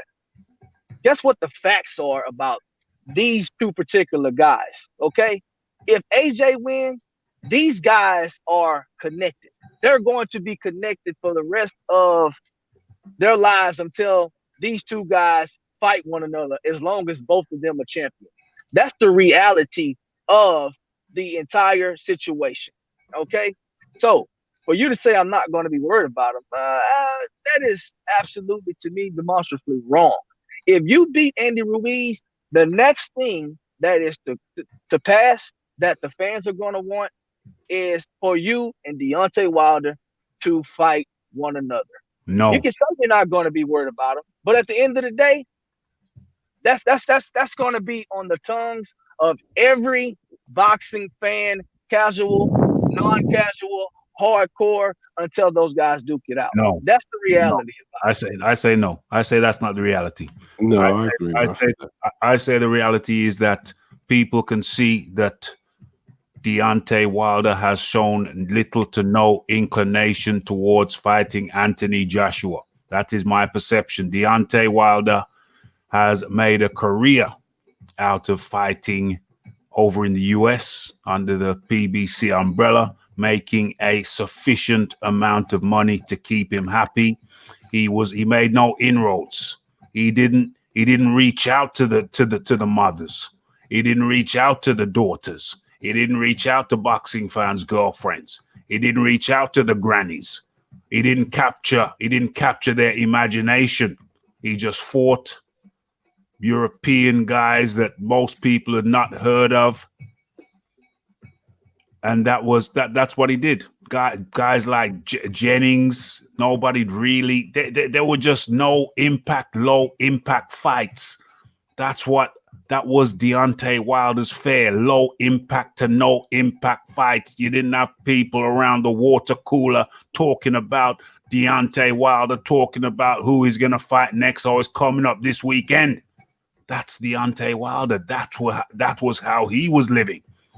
When it was a Joshua fight, it was a whole different ball game. Before you knew it, he was fighting for the world championship at something like 16 fights. Crazy. Everybody's talking about it, friend and foe alike. Deontay Wilder did not do that. Deontay Wilder took basic fights, subpar opponents, was never the B-side. Deontay Wilder has never been the B-side. That's not how you capture people's imaginations, and that's why he didn't capture people's imaginations. So now, He talks about a king only fight kings. And you're looking, he's got 39 bombs on his resume. And you can see one guy, we have an expression over here. Well, it's more Caribbean. It's a shaper. Somebody who looks like they're about it. They want to do it. They're going to do what they say.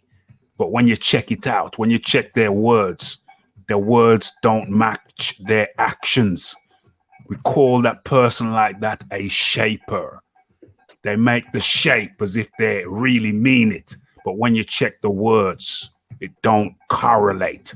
And so the perception is, and which is one which I share, Deontay Wilder was more than content doing what he does over there and remaining champ.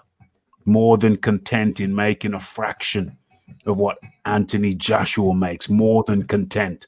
Deontay Wilder is a contented man, being the champion of America.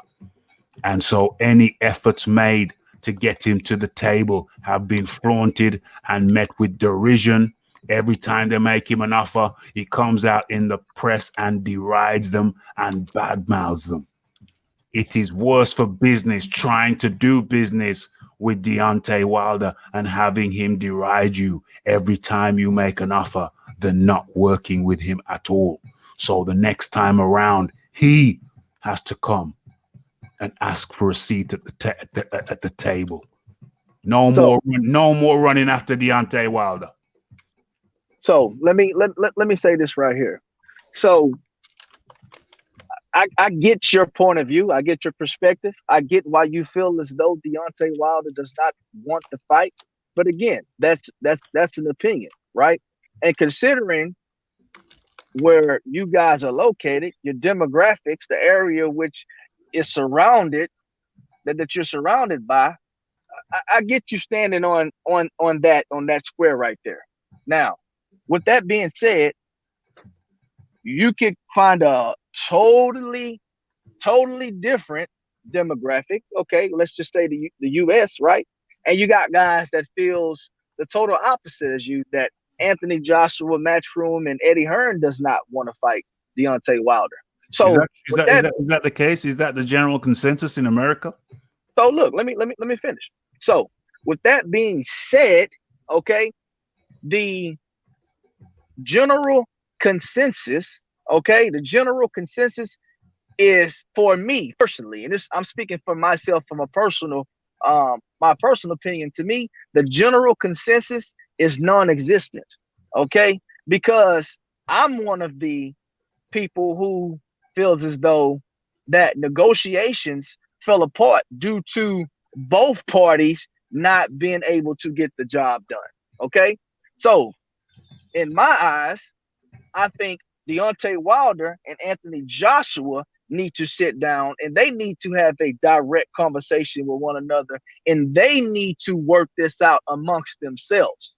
Okay, no Shelly Finkle, no Eddie Hearn, because at the end of the day, Anthony Joshua says he's the boss and Deontay Wilder says he's the boss. Now they can sit down and discuss these things and get professional advice from their advisors, but it's going to take those two guys to sit down, put their egos aside, and give the fans what they want, and ultimately what they want for themselves, and that's to be undisputed champion of the world.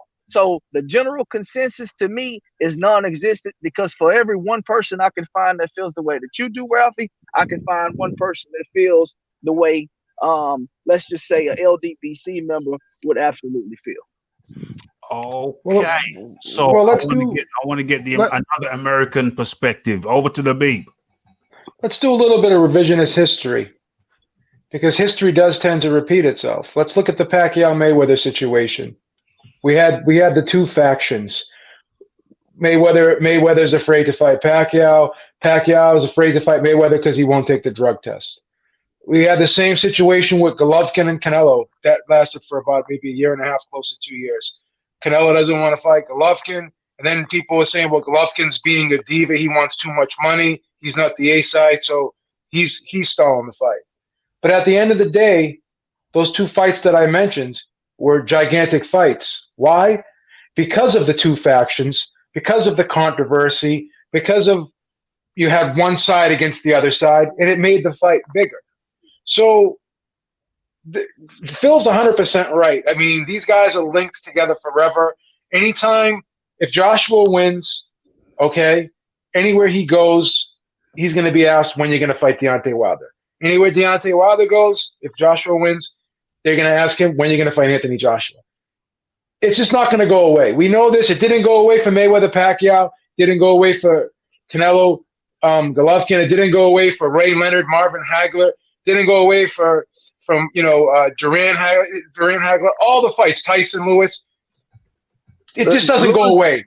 Lewis Bowe. I mean, think about that. Still haunts those two guys to this day. Let me comment on that. No, it don't. It don't haunt Lewis. One guy out of the two looks like a chicken till this day, and it's not Lewis. But I'm saying they're connected though, regardless. They're connected though. The point is But one guy is looked at negatively as the chicken, and the other guy as the guy who is not. One guy's a chicken and one guy's not. But even with all that being said, what does that do, Ralph? It creates drama. It creates a storyline. Yeah. And what does that in turn do? Makes the fight even big. Makes the fight even bigger.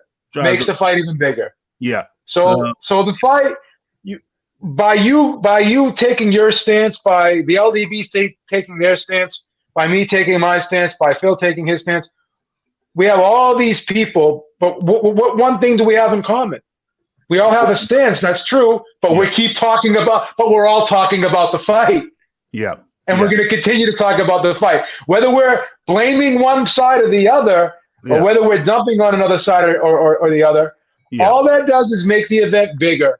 And if Joshua is able to beat Ruiz, this fight, with all the drama, with all the back and forth, with all the division, with all the factions, it's just going to be gigantic. Yeah. Let's look back. Let's do some revisionist history. I hate to repeat myself, but that is what the empirical data has shown us throughout the course of the years of this sport, following it, right? Yeah. Who have I missed? Is it Big Boys Boxing? No, you haven't come to me on the AOB. Oh, sorry, John. It's all right. Well, I'll do the bow to my feet question part first, because I think that's really been taken out of context. Okay. So the real context of the statement was AJ was frustrated that before he fought Ruiz, he wasn't really going to get any praise if he beat him. And then now that he's lost to him, everybody's saying that Ruiz is the best fighter. So that if he does beat him, he wants to get his full level of praise for beating him. Yeah. That's the actual context of the statement. Yeah. So I think it's got more to do with the fact that I think AJ is getting frustrated about various different things, and a lack of praise for things that he's been doing is one of them. Mm-hmm.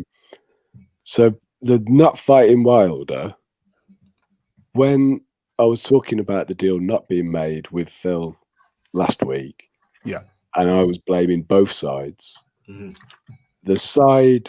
part, in my opinion, of Matchroom's part in it not happening was that keep it up in the offer to Wilder. You're giving him an incentive to turn it down, because every time he turns it down, he knows he's going to get a bigger offer. So Matchroom have got to break that cycle. And the way of breaking that cycle is to actually take it away from Wilder. So Wilder's coming to them. Yeah. And you can only make that real by saying you're not going to fight him next. He has to say what he said. So that's actually how you employ the technique of fear of loss. You're taking the offer away from Wilder. And I think if AJ does beat Ruiz, the mandatory fight against Pulev in the UK will be a big homecoming fight for AJ. So they'll just look at doing that next to keep the belts together. Hearn controls Usyk, and they're already talking about him fighting Derek Chisora in February. Yeah. So I think that's the plan. If he wins, I think they want to fight Wilder. I think they know how big it is. They absolutely do want to fight Wilder, and I don't think this is saying we don't want to fight Wilder. It's a method to get him back to the damn table. But you've got to take away the incentive for him to turn down the offers that he's getting. Exactly. And the incentive, they've given him an incentive every time he turns down the offer gets bigger. Yeah. But Phil, excuse me, not Phil. But John, the last offer didn't even come from Eddie Hearn. It came from DAZN. So now it's not even Eddie Hearn's money anymore. Now DAZN's stepping up to the plate. But and now they're putting money down on the table every time he turns it down, though, isn't it? So let's say that AJ had beaten Ruiz. So you're right. The new offer is going to come from DAZN. Correct. Do you think it was going to be smaller than the one they offered him before he fought Ruiz that he turned down, or do you think it would have been bigger? Well, like I said, the longer it takes to make this fight, the bigger it's going to be, in my opinion. Yeah, but what I'm trying to say to you, Beeb, is they're teaching Deontay every time he turns the fight down, we're going to offer him more money. Yeah. Well, so take that away from him. But John, the reason why they're going to do that, though, is because the longer it takes to make this fight, the bigger it's going to be, and they have the ability to offer him more money because the fight is going to continue to grow. That's why they're doing that, though, John. Yeah, but that cannot continue. That cannot continue because the more time they carry on upping the damn offer, the more times Wilder's going to say no. It cannot continue. It's pretty obvious what he's trying to do. He's trying to milk the cow here, isn't it? I mean, you've got to do something to stop it. You've got to do something to stop it. And I think that's what they're doing now. You hold up, real quick. You know how you stop it? How? The way that you stop it is you actually Deontay Wilder, how much do you want for this fight? Okay? 50-50 or no fight. Okay. Well, honestly, at this point in time, I honestly think it is a 50-50 fight. He ain't worth 50% though, my man. We talked about this before. But hold up, time out. Hold up. This is the deal right here. In your opinion, he's not worth 50%, right? Now, Deontay Wilder is going to think different. Another fan of Deontay Wilder is going to think different. What I'm trying to tell you is this. What I'm trying to tell you is this right here. At one point in time, I said, you know what, Anthony Joshua is absolutely 100% the A side in this occasion. But the problem that's been arisen now, the problem that is being created is they are letting Deontay Wilder gain popularity more and more and more as this fight goes on. So if it was a 35-65 split, now it's a 40 split. And let's keep going on. Now it's 45%. Not necessarily. Hold on, I'm going to tell you. Hold up. So for them, the worst thing they could have done is not give, because initially he just wanted a percentage when he got offered the flat fee, right? Because he said, hey, Joseph Parker got 35%. Okay. You gave a percentage to Joseph Parker. Once you guys offer me a percentage and not a flat fee. That was his initial response to the flat fee of the 12 million or the 12. You do know that Eddie Hearn offered him 40% ages ago. One second. Before the $120 million or $100 million offer. Hold on 1 second. So initially, that was his whole deal. Okay, why don't you offer me this right here? So you're saying that Deontay Wilder got offered 40%. The 40% was offered after he offered him another flat fee of the $15 million. Okay, so at the end of the day, which at that particular time, fights had already been made and people had basically essentially moved on when he offered Deontay Wilder that 40%. One second. Hold up. 1 second. So at the end of the day, when you talk about this right here, if Deontay Wilder wants 50% of the purse, guess what? He needs to get 50% of the purse. I think. So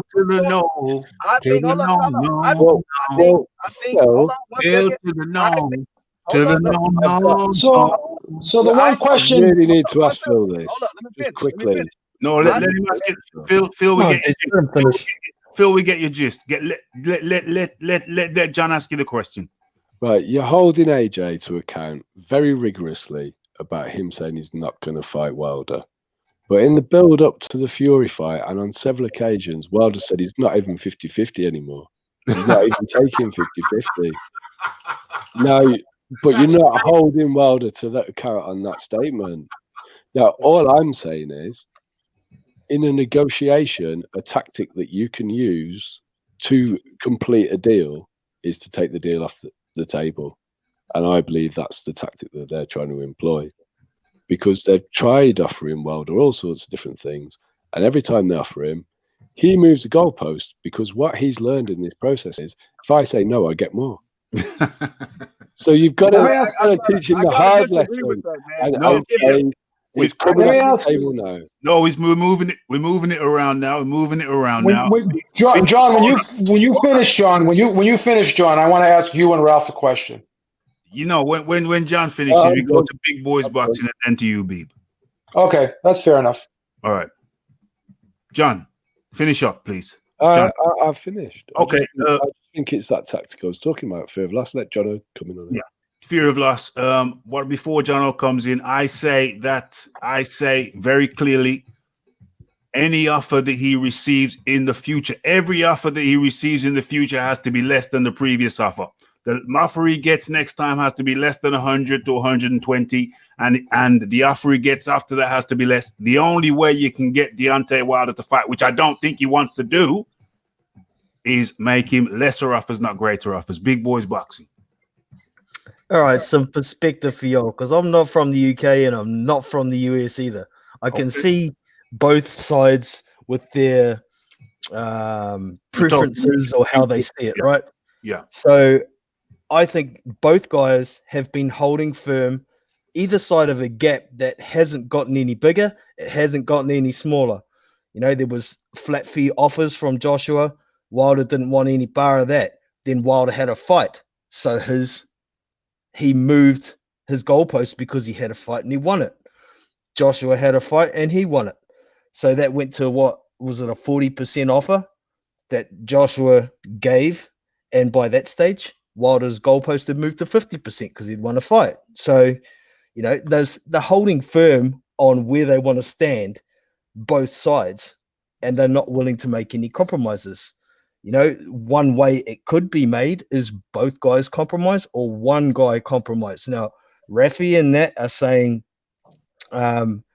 Wilder needs to compromise to get to Joshua's level, and the American guys are saying pay the 50%, and that's Anthony Joshua giving up his rights. So, like Phil was saying before, I think both guys need to meet without any of their management teams and talk it out together and try and come to a compromise without the promoters, the greedy guys, sticking their nose in there and messing everything up. John, well said, big boy. Well said. Joe Habib. So the question I have for Ralph and the question I have for John is, if this fight, let's speak hypothetically here. If this fight could definitely get done 100% with no questions asked, if it was 50-50, if there was a definite go, if this fight was made at 50-50, would you rather it be 50-50? Are you guys more of a fan of this fight, or are you more of a fan of Joshua? So would you rather if it's 60-40 to Wilder if I get to see the fight? Okay. That's what I wanted to know. I really couldn't give one, because the biggest thing I've got is we've had one very suspect offer from the Wilder side, but he's trying to be the A side. The A side makes the offers. So if Wilder's the A side, he should send offers to Joshua. I mean, they're making all these demands. Even more demands from the B side than ever in the history of negotiation. So they need to start making offers. I have to be honest here. No, I haven't given my opinion yet. Okay, I'm sorry. Go ahead. And my opinion is that I understand Joshua's position. I think Big Boy said the greedy promoters, but Joshua himself has said that he's when do I get my turn? Everybody who fights me makes career high paydays. They make exponentially more than they've made before. But Joshua's position is, when do I get my when do I get my biggest payday? When do I make a bumper? When do I get a bumper payday? Saturday. when is it my turn? When is it my turn? And me as a human being, me as a man who works out there in the field, me as a man who is self-employed, I say, pay me my damn worth. And I am worth more. I am commercially bigger. I am a bigger commercial entity than the other guy. So why should I give him, literally, why should I put my hand in my pocket and give you money out of my pocket just to appease your emotions? You are not the entity that I am. You will take what you are commercially valued at and more. I am buying. Raphie, yeah. I'll come back to you on that though. Yeah. So if Wilder wants to dictate who's getting paid what, yeah, and he makes an offer to Joshua that Joshua's happy with, that's fine, isn't it? Yes. But Wilder isn't doing that. Correct. So therefore, he's the B side because he's not making offers. He's the lesser commercial entity. Why should I, as a self-employed person, I think there's a difference between employed and self-employed. When you're self-employed, you're very cognizant. You're very cognizant of these things. Raphie, let me ask you a question. Who was the A side in AJ versus Klitschko? It was Klitschko. What was the split on that? I think Klitschko got more. People say it's 50-50. It was 50-50, absolutely. People say it was 50-50, but I remember absolutely. They both got $20 million apiece. I remember cuttings from the time which said Klitschko got more, but carry on. No. My question was, AJ was absolutely the B side against Klitschko, okay? And those guys split that pot down 50-50. And also, Eddie Hearn and Matchroom is the guy that brought the offer to the table. So the B side actually brought an offer to the table, split it down the middle 50-50. Both of those guys got $20 million and sold out the stadium with $90,000 with $100,000 front row seats.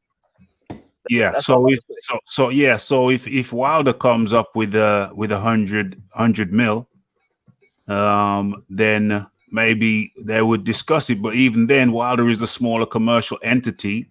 So therefore, the Joshua side would know that they are the bigger commercial entity, and they can generate that money. They can generate money that Wilder cannot.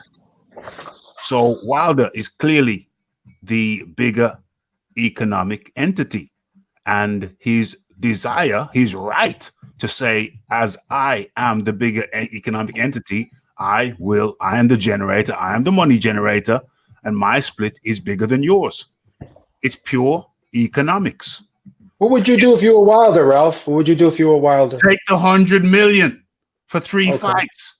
But that's the thing though, Ralph. Look, the $100 million for 3 fights was not made by Matchroom, Eddie Hearn. That was absolutely made by the Zone. Yeah. And Wilder did not take that because his main concern was what the other guy was getting paid, which I totally disagree with that. Let me put that out there. I've always been a fan of, hey, look, what am I getting? If I'm cool with what I'm getting, I don't give a damn about the next guy. 100. But that was partial the reason why Wilder did not take that, because he was so concerned about what AJ was getting. And he's always going to be concerned, and he's never going to know. So, with that being said, you don't take the fight. Yeah. So with that being said, that's not an offer that's coming from Matchroom. That's not an offer that's coming from AJ. Why is that relevant? Where it's coming from? I mean, it's absolutely relevant where it's coming from. Why? Because initially, you have to go to the negotiating table with Matchroom's money, right? So this is Matchroom's money because they're promoting the fight. Versus now, this is not Matchroom's money. So now when I go to the negotiating table, guess what? We're talking about the Zone's money. We're talking about what the Zone is willing to put up and pay. It's not so much now. It's about what the Zone thinks the fight is worth. Well, they offered him 100. They offered him 100 mil and 120. Not what? Yeah, they offered him that. But at the end of the day, Deontay Wilder didn't do it not because of what he was getting paid. He didn't do it because he was concerned about the next part. The next party, yeah. So, and he's always going to be concerned about that. And they're not going to give him those figures because they're making him the offer. They are under no obligation to divulge what the next man's making. You take the money or you don't take the money. And he ain't taking the money. That's what happened. He didn't take taking the money, and I don't see him taking the money in the future. I got a great question. Yeah. I got a $1 million question, and I'm dying to hear everyone's answer to this one. Ask it. If Ruiz wins, yeah, and him and Wilder end up fighting in a unification fight. Yeah. Is that a 50-50 split, or do you think Ruiz is going to play hardball and say, well, you know what, I got 3 belts or 4 belts or whatever, and you only got 1 belt, I want more than you. How do you think that negotiation is going to go down? What would you do? I'll fling it back to you before I answer. What would you do if you were Ruiz? What split do you want? Big boys boxing. I'm coming back to you. Big boys. Wow, that's tough. Big boys boxing. Yo, I'd call that a 50-50. Yeah. Yeah, I'd go 50-50. I think it's a 50-50. Yeah, I mean, look, honestly, I'd go 50-50. And let's be real. Deontay Wilder and Tyson Fury, their first fight, they split it down the middle 50-50 as well. Yeah. They kind of did, but they kind of did I guess because Wilder guarantee was £1 million more. Wilder got more because he had interest in the he had interest. I guess they went 50-50 on the pay-per-view revenue. Yeah. They did yeah. Okay, I'll accept that. Who's next? Big boys, are you still talking? Is it still you? Yeah, no, I was just saying they got 50-50 of the fight purse, but I think there was a difference with the guarantees. The guarantees were different, but the pay-per-view back end revenue was 50-50. Yeah, so it wasn't 50-50 all around though. No. But I think Wilder's argument is this. Whether it's a good enough argument or whether you are on board with this argument, his argument is I've been champion longer than all these guys. Yeah. That's his argument. And he's fighting bums. No, that's the opponent's argument, isn't it? You haven't got the resume to back it up. And let me say this right here as well. Look, let me tell you something. For AJ to come out and say, okay, when is it going to be my turn? When am I going to be able? Look, dude, you're the A side. He's making all the money now. Yeah, you're the A side. You are getting compensated for being the A side and being one of the best fighters in the world. So when you say, hey, when is it going to be my turn? If you continue to be the A side, probably never. If that's the way you truly feel. I mean, I'm just being real. You know, he says, because at the end of the day, look, man, you're getting 20 million since Klitschko. You've been getting 20+ million at minimum for every fight that you've had at that point. Okay, you got your just due when they start giving you $20 million and increasing your purses as time progressed. When you were fighting guys as such as when you finna fight Big Baby Miller's finna pay you what 32, 34 million. Dude, you've been very well compensated for your popularity and your skill set. He could get more. He could get more because he's without a doubt. He's getting more with his next fight. 85 million this weekend, guaranteed. Hey, Rolexes and Rolls Royces don't come for free, my friend. So when he's saying, when am I going to get mine? Dude, you're getting yours. You're getting You're getting $80-something million for this next fight, if that's true. Like, come on, man. You're getting yours. John Dealey. Phil, what's the hardest fight for Anthony Joshua if he beats Ruiz? Wilder. You say what's the hardest fight? Yeah. What, to make or to actually physically go out? Probably Fury. I think Fury's the toughest guy for him to beat. I think you have a hard time beating Fury, in my opinion. You mean like for him to go out and you talking about to make the fight and actually to make the fight to actually win? Yeah, physically. I think Fury. Yeah, I got that. I tell you what. Really, honestly, I think I actually don't think Anthony Joshua has a problem with Fury. Because I mean, let's be honest. Fury, I don't think Fury could. Let me tell you something. Fury has not proven to me that he has enough power to hurt Anthony Joshua. Can Fury box pretty good? Yeah, I would absolutely say so. But at the end of the day, styles make fights, and I think Deontay Wilder's style is not good for Anthony Joshua. I just don't think so. So you're just asked a man to take his regular paycheck for his hardest work. Regular paycheck?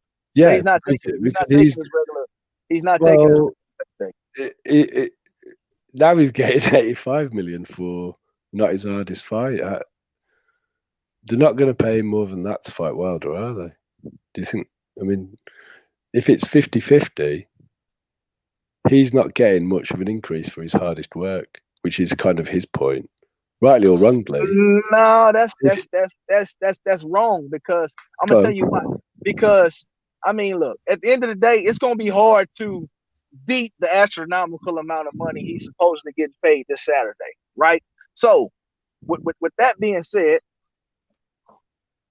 before Ruiz beat him, his overall purse was going to increase. Okay, so he got 34 million for the first Ruiz fight. Let's just say he beat Ruiz. Let's say he would have beat Ruiz. He probably would have, let's just throw out another figure, he would have got 45 million for a Deontay Wilder fight. So when you're talking about overall figures versus a percentage, he's absolutely 50-50. Look, if your dollar amount goes up for a bigger fight, then you're absolutely getting compensated. Like, I don't understand what you're saying. Now, if you're saying, hey, percentage-wise, he doesn't feel like he's getting what he's worth, if he, if they do a 50-50 split or whatever the situation may be, or 60-40 or whatever it is, he say, I think I'm worth 65% of this purse. That's totally different. But if your purse goes up, you're absolutely being compensated for your hardest fight, your most popular fight. We're giving you more money. So what you're saying to me doesn't make any sense at all. So this is what I'm saying, just to make sense of it. Do you think that if AJ wins and they manage to put the Wilder fight together, they'll pay Wilder $85 million to fight AJ in one fight? No. That's that. Look, let me tell you. So if it's 50-50, is AJ going to want to take on his, in your opinion, the hardest fight for less money than he just earned? Well, I can tell you this right here. I don't know what your opinion is on this, but let me tell you this right here. I don't see AJ getting $85 million for his next fight. So no matter who he fights, okay? I mean, I just don't see that happening. I think this right here is one of those one-off situations and cases. I mean, it's no different than when Floyd Mayweather fought Manny Pacquiao and he got $200 million, and then he fought Berto right after that and got like $25 million. So that's just a one-off situation. So for you to use that example is just, to me, just asinine. Doesn't make any sense. Well, I think if Joshua happens to beat Ruiz and everything goes well, the mandatories get out of the way, I think it wouldn't be that surprising if DAZN or the Saudis paid $200 million for that fight to be made in Saudi Arabia. Both guys get $100 million and everybody wins. But I tell you what, none of it's going to happen because Andy Ruiz is knocking Anthony Joshua out in round 8. Have you been to the bookies today, Jono? Yeah. I do agree with you on the fact that I think that if those two guys fight one another, I do think his purse can, be just as big as the Ruiz, but it's not going to be that big against anybody else besides Anthony Joshua. So I agree with that. I can see a scenario where Joshua would get $100 million guarantee to fight Wilder. I really could. Yeah, I could see that. I could see that. I could see that. I could see that. But what I'm saying about Deontay Wilder insisting that it's 50-50, it's not going to happen. It's not going to happen. It's totally unrealistic. Who's dropped off? Oh, nobody. It's not realistic.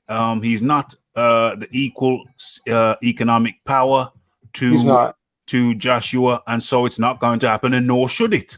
Nor should it happen. You, as the lesser economic power, should not be making 50-50 with the person who is the greater economic value. So it's just not going to happen. Let me ask you something, Ralph. Yeah. Real quick question. Yeah. Okay. So before Anthony Joshua lost to Ruiz, right? Okay. And these guys were trying to make this fight. Yeah. Okay. Do you think AJ would have not gotten his biggest purse that he's ever received? I'm asking you, do you think he would have not gotten his biggest purse that he's ever received for fighting Deontay Wilder? Do I think he would have not gotten the big? Do I think he had not gotten the biggest purse? Do I think he would be getting the biggest purse? Do I think he would be getting this purse? Yeah, that's another way of saying it. I just kind of threw a little. Yeah, man, you kind of put some Texas spice on that. Kind of threw me way out. You kind of put that Texas spice on that. So the question is, do I think Anthony Joshua would be making allegedly 85 mil? If what? If what? Yeah, I'm saying like. No, do I think Anthony Joshua will be getting his biggest purse to date? If what? If he would have beaten Ruiz. No. Do you think he still gets the same 85 mil is my question. Hold on a second. Listen, let's check this out. Let's check this out. If Joshua had beaten Ruiz, there would be no rematch. He'd be on to the next, and it wouldn't be 85 mil.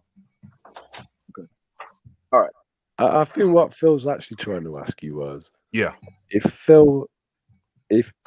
AJ had beaten Ruiz, Wilder would have provided AJ with AJ's biggest purse. So that means that Wilder brings some sort of economic value to the table. Wilder. There you go, my buddy. I think that's okay. Yeah. Okay. So if Joshua had beat Ruiz the first time around, his next fight possibly would have been with Wilder, and that would potentially that would be his biggest purse to date. Yeah, it would be his biggest purse today, but it would also be Wilder's biggest purse today. So it's still a wash. You still go back to economic value.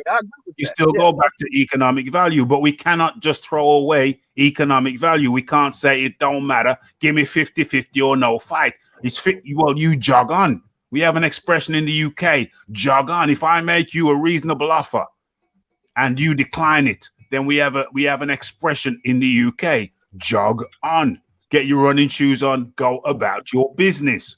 So let me ask you something, Raphie. I got another question for you. All right, let's just hypothetically say, right? They tell Deontay Wilder, hey, and I know you got networks and all this other kind of stuff right here, right? Yeah. Let's just say they said, okay, all right. Deontay Wilder takes a flat fee. Right. Okay?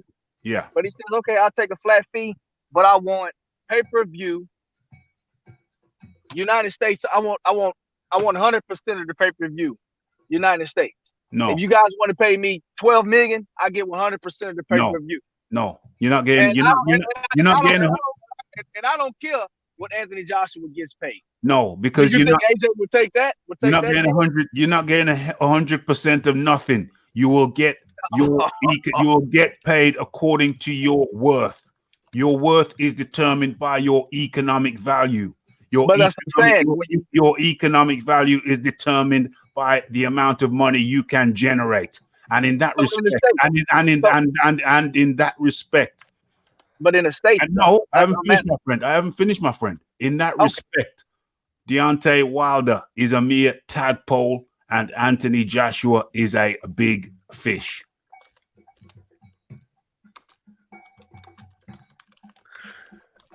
I disagree. These sort of arguments make me feel that I hope Jono's right and that Ruiz wins, because I really don't care about the purse splits. I just want the fight to happen. It certainly kills the argument, doesn't it? I won't be supporting Andy though, I'm afraid, big boys. Look, 50-50 gets the fight done between Anthony Joshua and Deontay Wilder, without a doubt. Well, let's just hope, right, that the fight can be made if AJ wins, and let's hope it gets made smoothly. But I definitely think the next two fights after this, if AJ wins, then I think Bob Arum seems very adamant that the Fury fight is on. And I think AJ will fight Pulev in a homecoming fight in the UK. And that'll do good numbers because he'll just be bringing the belts home. So there'll be an upswelling of support and he'll sell it. If AJ loses, then Ruiz and Wilder will fight. So the belts might get split up, but they will fight. Yeah, they will fight. I'm not convinced that Wilder wants to fight Joshua full stop. I'm not convinced. I'm not convinced he wants to. Why would he turn down such large sums? I'm not convinced. I'm totally unconvinced. Do you think he might be more confident now he's seen Andy Ruiz bounce him off the canvas 4 times? He hasn't shown that he's more confident. He's gleeful. Wilder is gleeful that somebody else beat Joshua other than him. He hasn't shown any indication that he's more inclined to fight Joshua. He's shown no indication whatsoever. So even he himself has said at one point, 50-50 ain't enough. What did he say about 50-50? I think he was just calling AJ a coward and said, I'm not doing it even 50-50. I think he said 60-40 on occasion as well. He's even asking for 60-40. Just don't. Wilder says a lot of stuff. I mean, you know. I'm not convinced the guy wants it. He just has not shown me that he wants it. Listen, hold on. Any other champ, Manny Pacquiao took the B side to Mayweather. Any other champ, any other top level champ would take that offer. Wilder is an anomaly. He's declining, life-changing, career-changing, generational wealth. The man said he wants generational wealth. He gets offered generational wealth and declines. That's crazy to me. That's absolutely crazy to me. I think it was 50-50 in the rematch. If Joshua won, it would be 50-50 in the rematch. He declined that. I don't see. Okay, let's go around the panel before we move on. Do you think, we started with John Dealey, do you think that Deontay Wilder actually in his heart, is relishing a fight with Anthony Joshua? John Dealey, we're going around the whole panel. Just a quick answer, each person. John Dealey. I think he'd fight him, actually, Raphie. I don't think he has enough control over who he fights to actually make the decision, personally. Do you think he relishes? The prospect? He craves it in his heart, craves it. He craves the notion of fighting. I can't answer what another man feels. No. Okay. His actions would display the one. I said, do you think? I know you're not a psychic. I don't think you're a psychic. I don't know. I can't. I'm not, Raphie. Okay. There are many women in this world who can attest to the fact that I'm not a psychic. Yeah. His actions aren't the actions of someone who's hungry for a fight. That's what I'm saying. But they could just be the actions of a person who thinks he'll get a bigger offer next time. Well, I want to test that theory out by taking the offer away and just see what happens. Exactly. I personally don't think boxers are scared to fight other fighters, so I think Wilder would fight AJ. I think fear is a factor. George Foreman said, let me come in there and disagree with that. George Foreman said that he wanted no parts of Mike Tyson at the stage because but that's just Big George talking. I mean, you can argue that Ali was terrified to get in the ring with Sonny Liston the first time, and his strange behavior was due to irrational fear. Right. But he got in the ring. Yeah.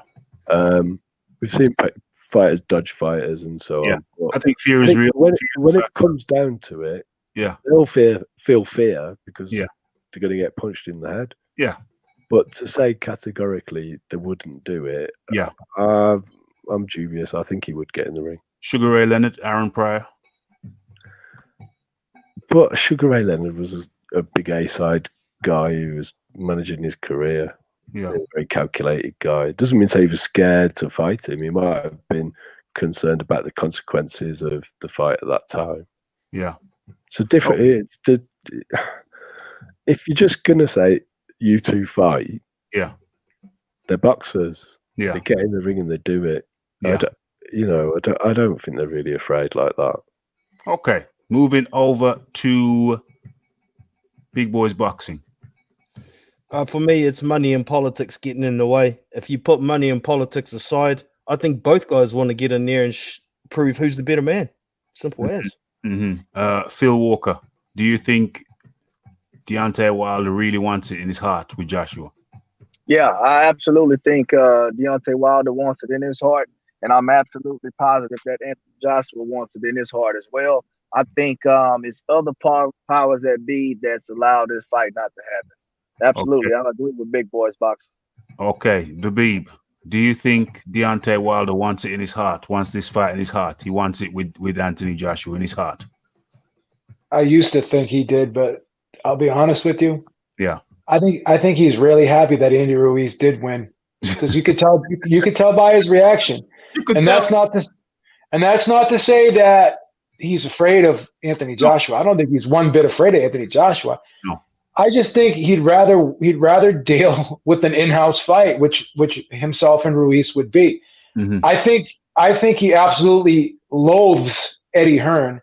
Mm-hmm. And I think he can't stand the fact that if he was to make a Joshua fight, that he would have to deal with Eddie Hearn. And we already know how much he doesn't like Eddie Hearn, because the Zone had to step in and try to make that fight, because he didn't even want Eddie Hearn in the picture. But so that's the counter, Pete. Eddie Hearn didn't get involved in those negotiations at all, because Eddie Hearn said, "I'm the problem, so I'll stay out of it." Yeah, exactly. That's my point. That's my point. That's my point. I'm basically saying that it got so bad that Eddie Hearn couldn't even be part of the negotiations.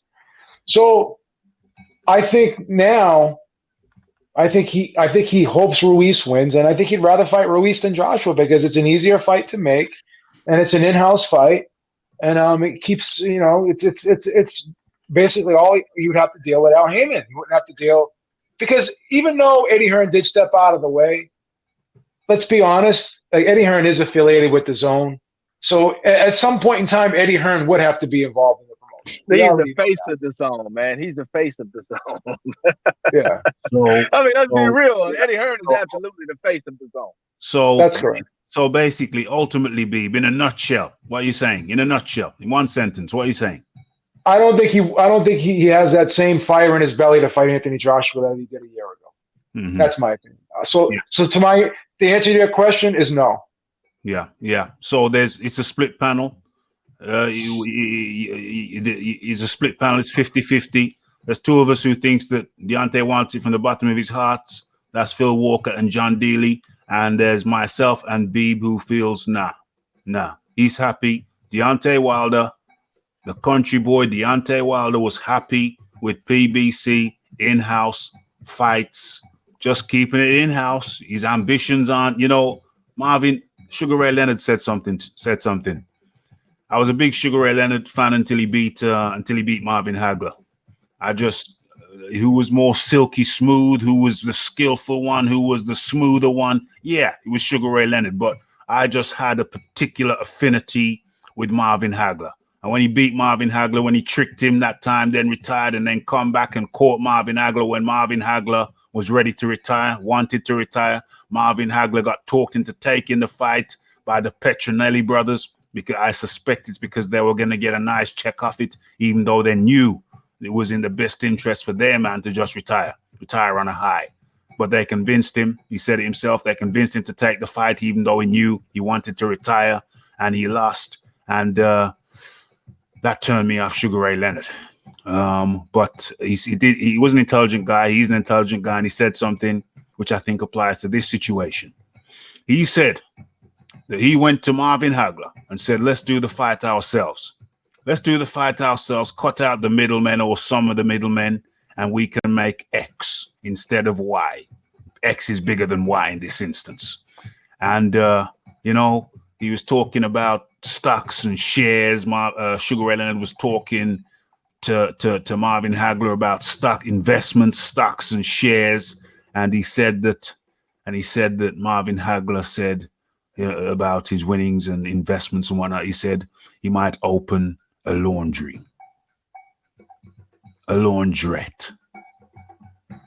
So how does that apply to this situation? I think you're dealing with an AJ who is thinking along the lines of the Sugar Ray Leonards, and I think you're dealing with Wilder, who is more along the lines of Marvin Hagler, just a blue collar guy. Is it blue collar? Yeah, blue collar guy, thinking smaller. AJ's thinking bigger. Take the 40 mil, take the 100 mil. Deontay Wilder, to my mind, he's not thinking on that level. He's not thinking on that level. I really don't believe he's thinking on that level. I'm not a clairvoyant. I'm not in his head. It's just me from the outside looking in. I think it's a bad decision on Wilder's part, and the purses should not get bigger for Deontay Wilder. Otherwise, he'll never take the fight. He'll never take the fight. But they will. But here's the thing. I think Ruiz beats Joshua on Saturday. Well, we haven't come to that part of the show yet, Beep. Oh, okay. I'm sorry. We haven't come to that part of the show yet, Beep. So, moving on from that talk, we're coming to our last couple of topics now. This is the last but one. Wilder said in an interview with the Boxing Voice that if the body snatcher Dillian Whyte moves up the WBC rankings, he will fight him. John D. Lee. Well, there's a couple of things about that. Is Dillian Whyte actually suspended out of the WBC rankings at the moment? Or has he just had his... He's not suspended out of rankings. He's not suspended out. He's had something suspended, though. His interim title is suspended. Yeah. So maybe that's what Wilder was talking about. Or maybe he just wants to fight him, though. I don't know. Because he's ranked number 1. So it would be difficult for him to move up the rankings. Well, that's the man's words. I'm just repeating. Yeah. I know he's made that statement. Yeah. Wilder says a lot of stuff to create impressions. Mm-hmm. And I think he assumes that people only get their information from him and that you can't fact check what he says. So, they're not fighting anytime soon. Why? WBC have put the mandatory for Fury, which I don't understand, but they have. Yeah. So Wilder will fulfill his mandatory obligations if he fights Fury, and the next Mando is due in February 2021. But until we've got the UCAD situation cleared, it might be better for that to just be the case anyway. Mm-hmm. In truth, I would like Dillian to be completely cleared before he fights for a world title, so that if he does win it, there's no issues, because you kind of banned somebody who's just been fighting for an offence 12 months ago, haven't they? Have they? Yeah, Hearn was talking about it. It's some lesser domestic level fight. Yeah, and the opponent, who I think actually lost, has received a ban now. UCAD are notoriously slow, which is unhelpful. Hearn's convinced that Dillian had an adverse finding of some sort, but it has been clarified. I mean, there are a lot of things you can test for that you're allowed to have.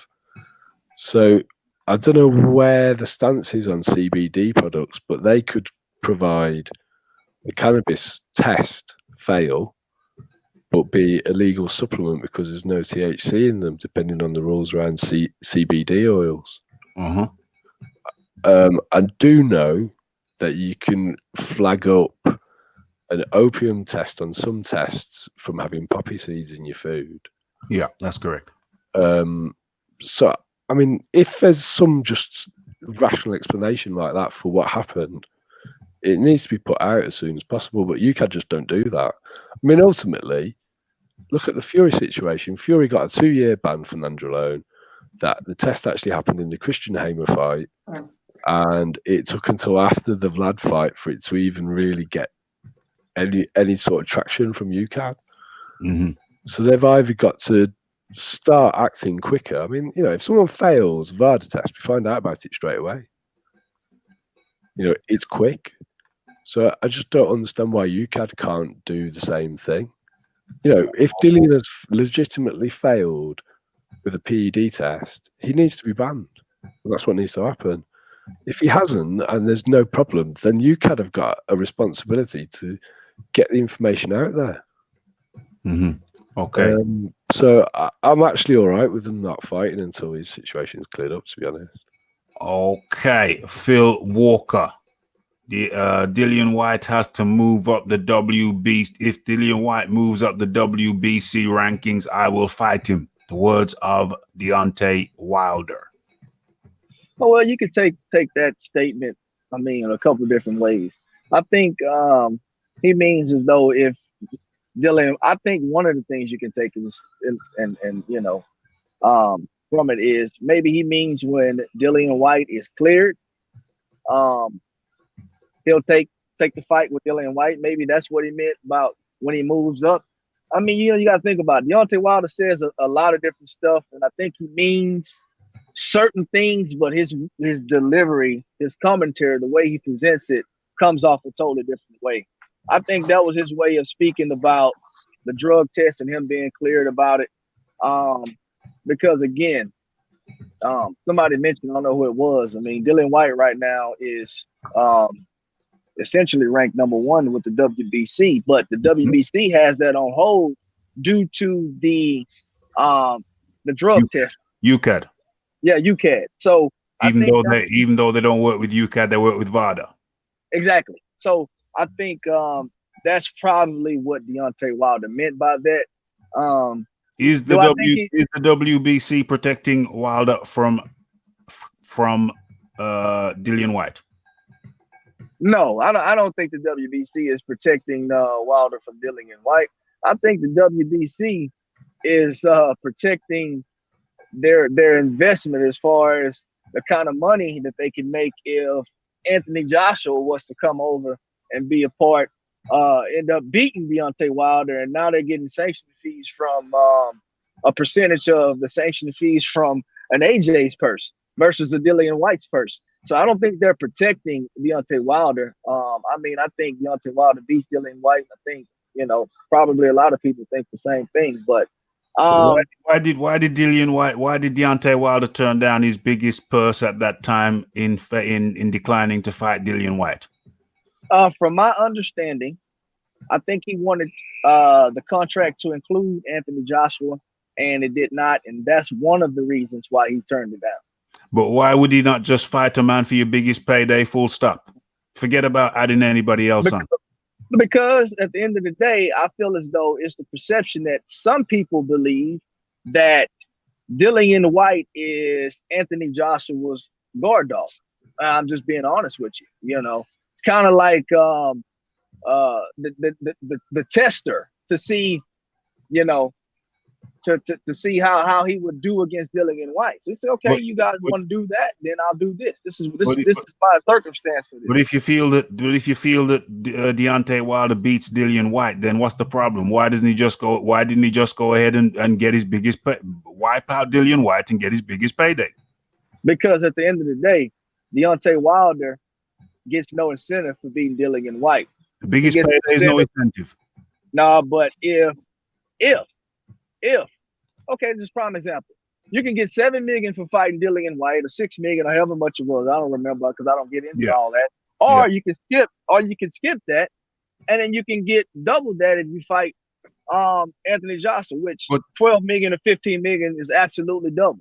But he didn't fight Anthony Joshua. So what's the point? Why not just take your one biggest payday at a time?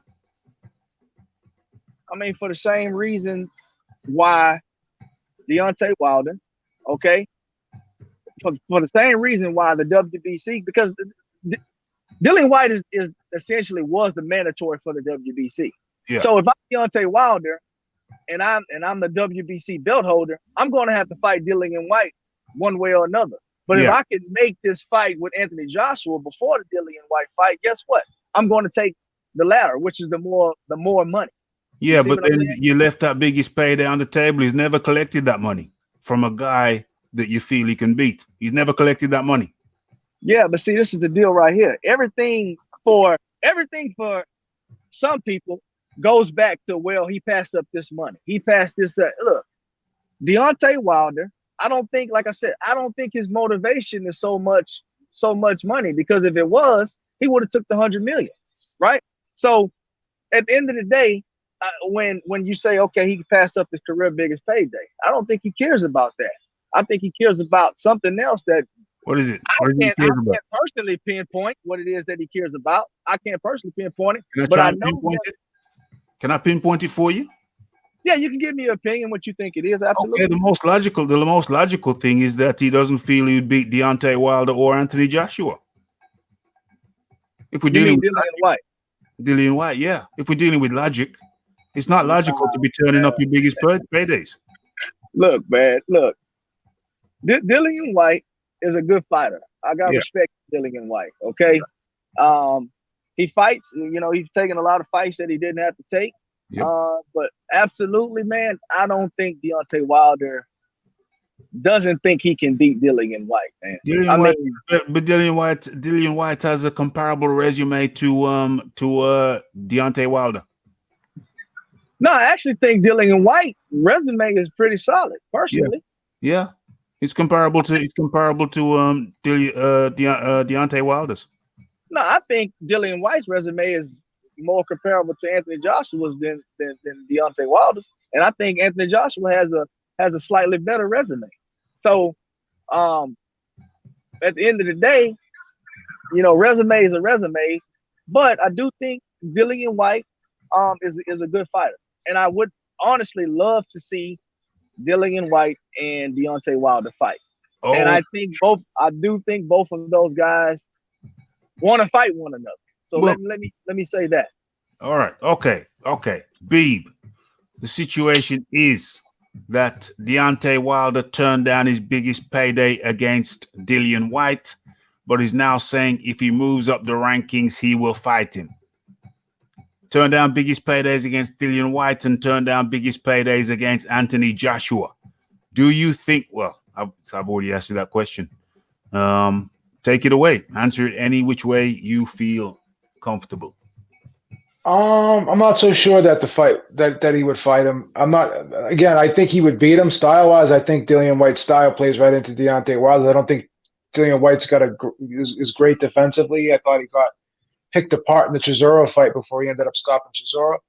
But when it comes to Deontay Wilder dealing with matchroom fighters, I just don't see the fights really happening unless they have to happen. Like if Dillian White was the mandatory and the WBC said we're going to enforce this mandatory on you, Deontay Wilder, then I think he would fight him.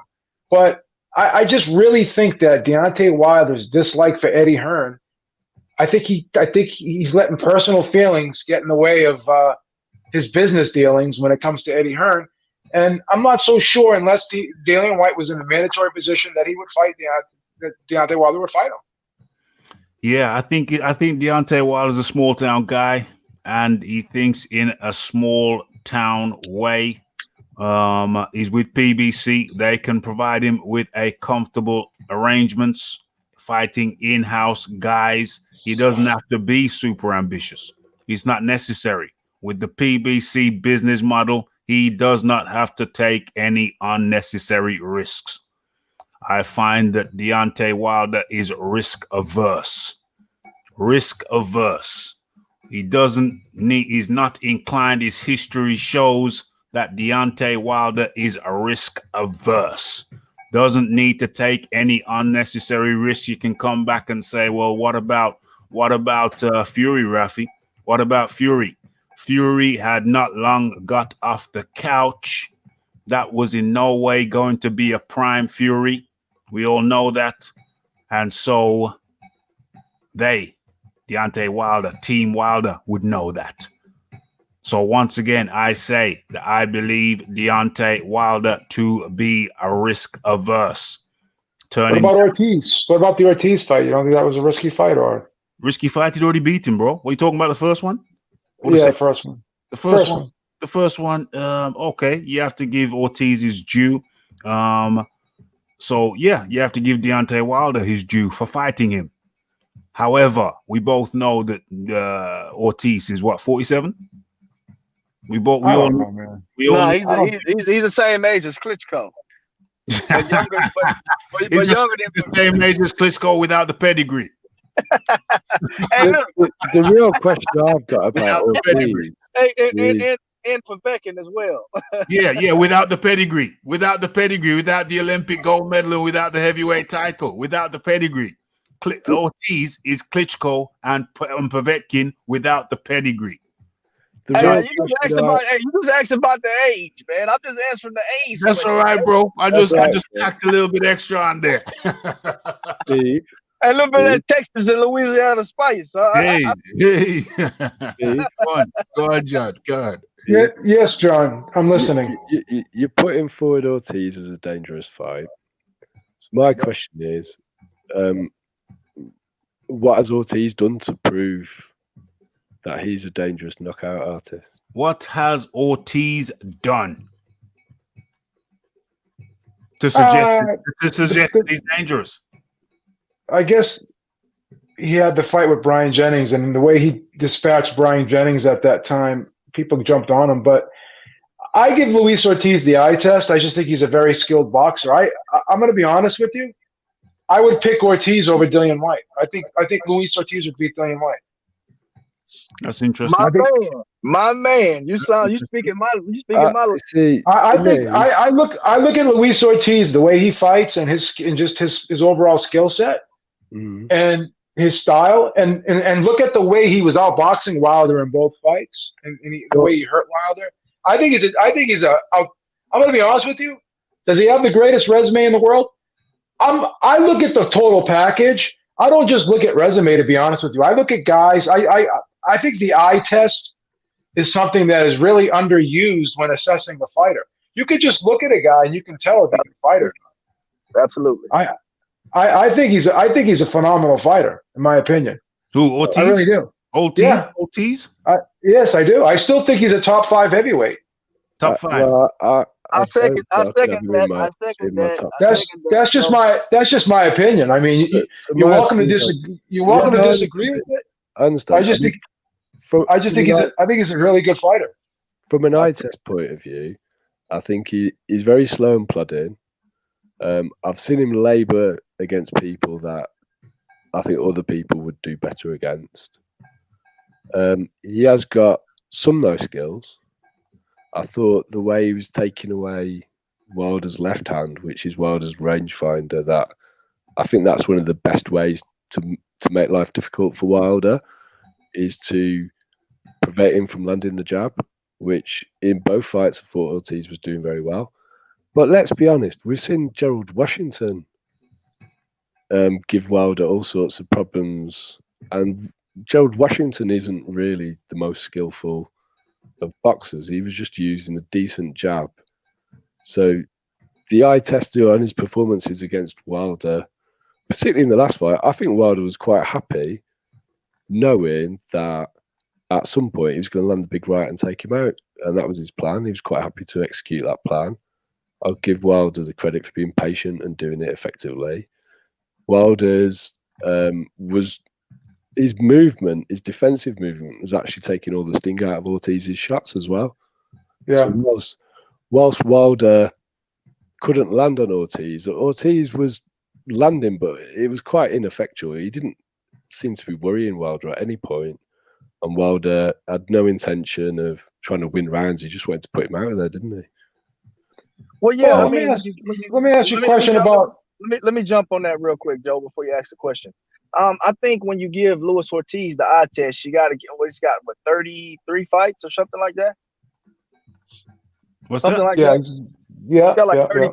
33. Okay, so like I said, you know, he's my personal favorite heavyweight because we're talking about the eye test. I like his skill set, I like his style, and I like southpaws. So at the end of the day, I think to me, when I give him the eye test, I grade him far, far beyond before he fought Deontay Wilder.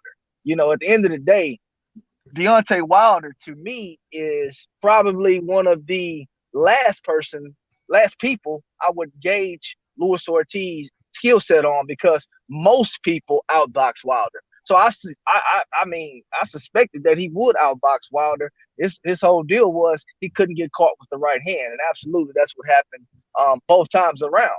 So, you know, his skill set, the eye test, to me, gauges way beyond when he fought Deontay Wilder these last 2 times. So when you watched him fight Tony Thompson, you felt that was a good performance, and based on that eye test, you put him in the top 5 heavyweights. Because I watched the Bryant Jennings fight, I watched the Tony Thompson fight, I watched the Malik Scott fight, and I watched the David Allen fight. Okay. And those are my reasonings as to why I don't have him as a highly. I have him in sort of fringe top 10. I'm not saying he's rubbish, but those are the fights that made me come to the conclusion that he wasn't that great. And then when you look at the Cajudo fight, the Kaufman fight, the Hammer fight, yeah, he's shown some signs of decline now as well. I will. Overall, I'm not saying he's terrible, but I'm certainly not having him hands down beating Dillian White. Particularly on the Christian Hammer showing. I mean, it wasn't. Well, what did you see there that tells you he's going to beat Dillian White? Exactly. Well, John, did Dillian White look good against Oscar Rivas? Oh, Helenius! Jesus Christ! Did he look good against Helenius? Did he look good against Chisora before he knocked him out? He arguably lost the first fight, and Dillian White was losing the second fight. Dillian White to me is a guy that just has a good left hook. I'm not saying to you that Dillian White beats Ortiz either. I haven't actually. No, I know. So, I think it would be a good fight. Personally, yeah. I'd actually quite like to see that. But you rate Dillian White, but you don't rate Ortiz, right? My biggest concern about Ortiz is that he's declined. But I think he's better defensively. I think he's better defensively than Dillian White. I think he's a better counterpuncher. He's a better counterpuncher. He's better defensively. I think footwork is what might let him down a bit because he's an old man. I would have really liked to see the Dillian Ortiz fight at the time that Dillian offered him to headline at the O2, which was the same time when he was looking to fight. He was fighting on the undercard of Wilder Fury. Ortiz said to Dillian, "You can fight on this undercard," and Dillian said, "You can headline the O2 with me." And Ortiz said no. I think probably just because the PBC wouldn't allow it, to be honest. Well, to me, Ortiz is afraid, but I would have liked to see that fight, and I'm not picking a conclusive winner. To me, Dillian White reminds me of Deontay Wilder. He just has it with the left hook. That's like he's a Deontay Wilder. Instead of having the right hand, he has it with the left hook. To me, I think that's actually quite fair, but I think there is more to both of their games than that. So I think of course both Dillian and Wilder are actually better defensively than a lot of people give them credit for. They do actually move backwards quite well to take the sting out of sharks. Wilder's got a good set of legs. Yeah, he really does. Wilder has, and actually, I think Dillian has got a better pair of legs than you give him credit for. I also think they've got similar flaws in that they're both off balance quite a lot as well when they're throwing. I think Dillian White in this last performance. Honestly, I don't know how much preparation he did for Rivas. But to me, Dillian White came in overweight. He didn't look like he had the stamina that he needed to have. I mean, Dillian White, to me, I'm not going to say he's on the decline, but if he wants to continue the momentum that he has to continue working the way he worked in order to build that momentum. That's all I'm saying. I think that's why they're wheeling him out against Vac as well. I actually agree with that. I've spoken to Raphie about Dillian's food babies in the past. Mm-hmm. and it does actually worry me. I don't think he's a very disciplined fighter in between fights. I'm not here to tell you that Dillian's going to beat Wilder, and I'm not here to say that he beats Ortiz easily. But by the same token, Ortiz isn't any world beater either. I think Povetkin is a much better fighter than Ortiz, and he's more proven. I don't think so. Much more proven. He's established. He's proven. He has the better. What do you call it? He has the better pedigree. He has a better pedigree. Unquestionably, Povetkin has a better pedigree than Ortiz, and Klitschko have a better resume than Ortiz. I think he's my big problem with Ortiz. He should have taken that Joshua fight. Oh, easily. I think that was a big mistake to not take that Joshua fight. And as a Ortiz, as Ortiz being my favorite fighter, I am absolutely 100% glad he did not take that AJ. Because he'd have got battered. He'd have got battered. I do. Look, Ralph. I'm gonna be honest. Because look, my whole deal is right. My whole deal is being 100%, not being biased about any of this stuff. I think Ortiz, with a 5-week camp, would have lost to Anthony Joshua 100%. But my point is it not better to lose to a guy and get retirement money than not lose to a guy and get lesser money? Rough money. Well, I mean, it just depends on if you got to think about it, man. When you fight a guy one time, you're comfortable with him. And let's be honest, man. Again, you go back to these companies that these machines that these guys are essentially working with. You got PBC, you got Ortiz. Ortiz still has a little salty taste in his mouth from working with Matchroom for those few fights that he did, and he did emotions again. Exactly. And you gotta put emotions out to this and get your money. I agree with you. I think. Are you sure that's not embarrassment due to the performances? I agree with that, 100%, Ralphie. You're right. Get your money, man. These guys are dealing in emotion, and we're trying to deal with cold, hard. Get that green beef. I'll do a deal with the devil if the money's right. Hey, we do deals with the devils every day. Some people say we do deals with devils every day. Okay, I second that, Ralph. So the last thing. I'm glad that you see. That's why I love having my American brothers on the show, because I know they're gonna help me with this one. I know they're gonna help me with PPV figures. Deontay Wilder PPV figures. Are they at the bottom of the Titanic with his pen? Are they at the bottom of the Titanic with his pen? Who are we going with this? We're going with the Englishman, my fellow Englishman, before we go to our American brothers. John D. Lee. Okay, well, with the pay-per-view figures for Wilder, I think they've put themselves in a really bad position, because talking about a $20 million purse for Wilder and a $7 million purse for Ortiz would mean they'd had to be really good pay-per-view numbers of around 400 million buys, which is kind of Canelo's numbers. 1,000.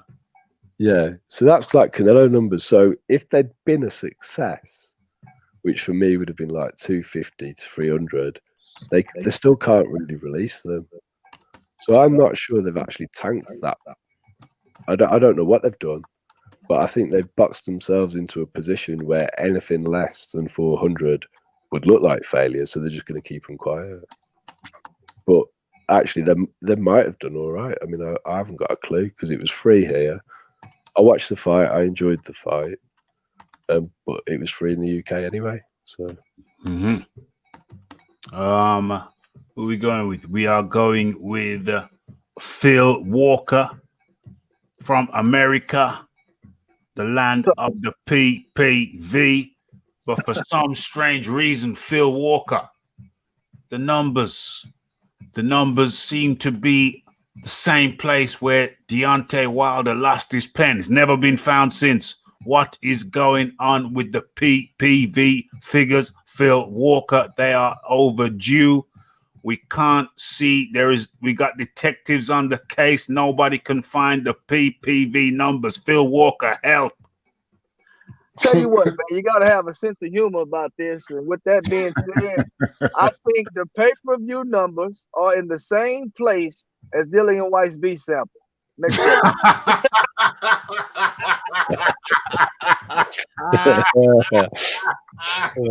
oh my gosh, that's a good answer.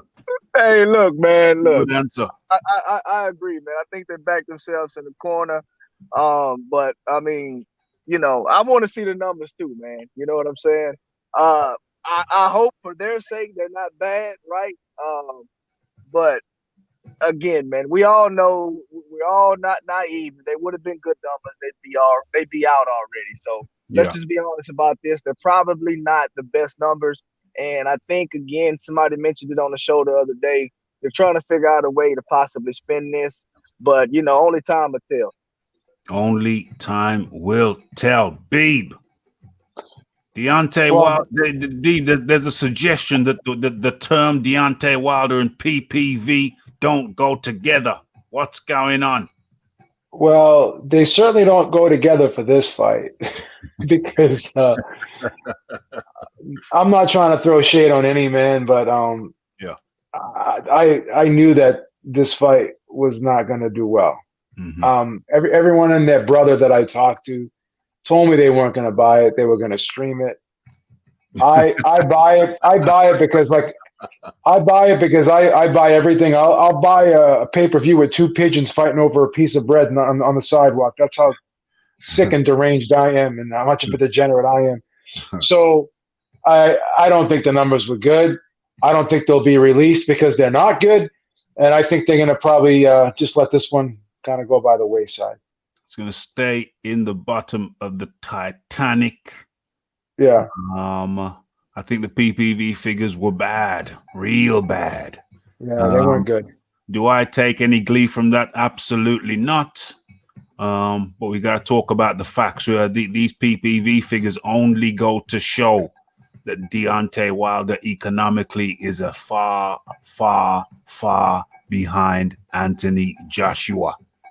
And this only hurts his demands for 50-50. This only shows his demands for 50-50 as being totally unrealistic. Totally unrealistic.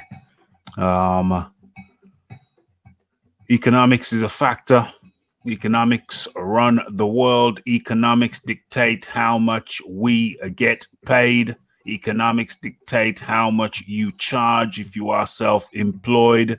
There's no getting away from economics. And economically, Deontay Wilder is not in the same ballpark as Anthony Joshua. That is why 50-50 is out of the question. Why does it matter to me? What does it matter to you, Raphie? What does it matter to you if they get 50-50? Well, because I don't like unfairness. Unfairness is intrinsically unpleasant to me. I don't like blackmail. And that's what Deontay Wilder's doing. He's effectively blackmailing the Joshua side, say, listen, if you don't concede to my unreasonable request, then you're going to look like the bad guy. Unfairness is unattractive and unpleasant to me. That's why I vehemently oppose someone who is not a 50-50 match with someone getting paid 50-50. If it was close, it wouldn't really matter. If he was 45% and Joshua was 55% in terms of economic value, it wouldn't really matter. You can say, okay, forget about the 5%. We call it 50-50. And I'm sure Joshua will be on message with that. If Deontay Wilder were truly 40% in value, in economic value in relation to Anthony Joshua, I'd say, cool, okay, give him an extra 10%. But I mean, is Deontay Wilder even 33% of Joshua? I think that his paychecks that he has received published, they don't reflect that. They don't reflect that. You know, I think realistically, Deontay Wilder, if he were offered 33%, it'd be a good crack. It'd be a good crack. But they're going up to 40%. That's damn good. I find Deontay Wilder to be comfortable, very comfortable operating within the PBC. And I'll go one step further. He will never fight Anthony Joshua. I don't see it happening. I don't see him ever fighting Dillian Whyte. I don't see it happening because I think there's something else at play. There's something far more obvious at play. And that is this. Both of those fights are risky. And Deontay Wilder could lose. So, what do I say? Does anybody want to come in on that one sentence? Go ahead, John. Was that you? It wasn't me. I think it was Beeb, wasn't it? Okay, but carry on, John. All right. Possibly. I think you'd lose. I think that this fight is much tighter than most people are saying. The Dillian Whyte fight is much tighter. He could knock Deontay Wilder out. Deontay Wilder has a questionable chin. Deontay Wilder has a questionable chin. I think Dillian gives Wilder problems. I explain why. I think for Wilder to generate all of his power, he needs you to be at the end of his punches. He doesn't want someone to come inside and swarm him, which I think is what Dillian would do. When Wilder has been hit a lot, he's been hit by the left hand. Yep. Duhaupas had great success with the left hand. He struggled with southpaws, I think, for the same reason. And obviously, Dillian's best punch, as Beebs pointed out, is his left hook, which is definitely the case. I also don't think Dillian would. I think Dillian would go to his body, which is something else I think Wilder doesn't want to do. But on the same token, I could see Dillian rushing in there and ending up on the end of a big right hand. And I've seen Dillian get hurt by lesser fighters. So I would probably put Wilder as favourite, but I would say it is actually quite a risky fight for him because I think Dillian would go in there. I don't think he'd be scared. And I think he'd go to fight, and Dillian would either go out on his shield or win. When was the last time Deontay Wilder fought a young banger? Well, he hasn't fought a young banger at all. No, he hasn't. But as for fighting AJ, well, AJ's got something he needs to sort out first on Saturday. Yeah. So I'll just stick with the Dillian one for now. Yeah. Phil Walker. Well, I'll say this right here. I think Tyson Fury is a much dangerous fight than Anthony Joshua and Dillian Whyte. For the simple fact that, guess what? Tyson Fury is bigger than Deontay Wilder. Tyson Fury's reach is longer than Deontay Wilder's. And everybody knows that Tyson Fury can box better than Deontay Wilder. Let's be real. If Fury doesn't get dropped 12th round, he's a new WBC champion. And Deontay Wilder is supposedly fighting him in February. So, with that being said, I don't think Deontay Wilder is afraid to lose, and I don't think he's afraid to fight any of those opponents that we have mentioned here, Mr. Raphael Dawkins. Oh, dear. Okay. I think that it's when you turn down your career best paydays against Dillian Whyte and then against Anthony Joshua, it don't look good, my friend. It don't look good. So people are talking about the pressure will be on Anthony Joshua. I say no. If he gets past Ruiz, I say no. How could it be? All he has to do is say, listen, the guy turned down career best paydays against Wilder and against me. Do you think he really wants it? Don't look like you want it. It don't look like you want it. Beeb, Mr. Beeb, Mr. Habib, I think we're coming pretty much to the end of the show. I think this is the last thing. This is the last thing. Your final words on this thing. Well, like I said, I don't think that he'll fight Dillian White unless it's mandated, and I think a lot of that's because of the issues with Eddie Hearn and Matchroom. But I think emotions again. Why are these guys so emotional? I don't agree with it, but I mean, it's just like the PBC not wanting to deal with, not making this Terrence Crawford, or Errol Spence fight. It's just one of the ugly things that's part of the sport that I don't agree with, but I can't ignore that it's there. Mm-hmm. So at the end of the day, I think that the only way that fight happens is, like I said, hate to beat a dead horse, but unless Dillian White becomes the mandatory, which he should be the mandatory at this point, because he's been ranked number one for so long, and he's done everything they've asked him to do. Mm-hmm. So what else is left for him to do for him to get that mandatory slot? I just think he's being treated very unfairly in this situation. Yeah. And I hope that he does fight Deontay Wilder. I think that would be a very, very entertaining fight while it lasted. And I think that there's no way that fight ends with a decision. I think that fight will end in a knockout. Yeah. To who? I think Wilder would knock him out, but if Dillian White does land that left hook, he could hurt him. Could Dillian White knock out Deontay Wilder? Dillian White can knock out anyone that he lands that left hook on. Yes, that's possible. It's possible. It's possible. I have to be honest about that. Thank you. I second that. If he lands that left hook, he can drop him 100%. That's a monster of a left. That's probably the second hardest punch in the heavyweight division, arguably. Yeah, arguably, absolutely. Hold on a minute. Yeah. Let's do the predictions based on that for Saturday's fight, because that's an interesting statement to me. Okay. Go ahead, John. No, I'm biased. There's not a lot of point. No, but they were talking about Dillian White. Hey? They were talking about Dillian White. Yeah, I know they were. And that's what's interesting, because the narrative is AJ's got no chin. Oh. Yeah. And I've seen AJ get buzzed by that left hook. Yeah. Yeah. And win a fight and completely separate Dillian from his senses. Yeah. And that's kind of been my point about AJ's chin the whole time. He's been hurt by people who are supposed to hurt him. Yeah. Yeah. So and it's the heavyweights. Yeah. Indeed. Well, that's why I was so interested in that statement, that left hook knocks anybody out. That left hook knocks anybody out. So what's your question though? What's your question though, John? It's more the narrative is AJ doesn't have a good chin. Yeah.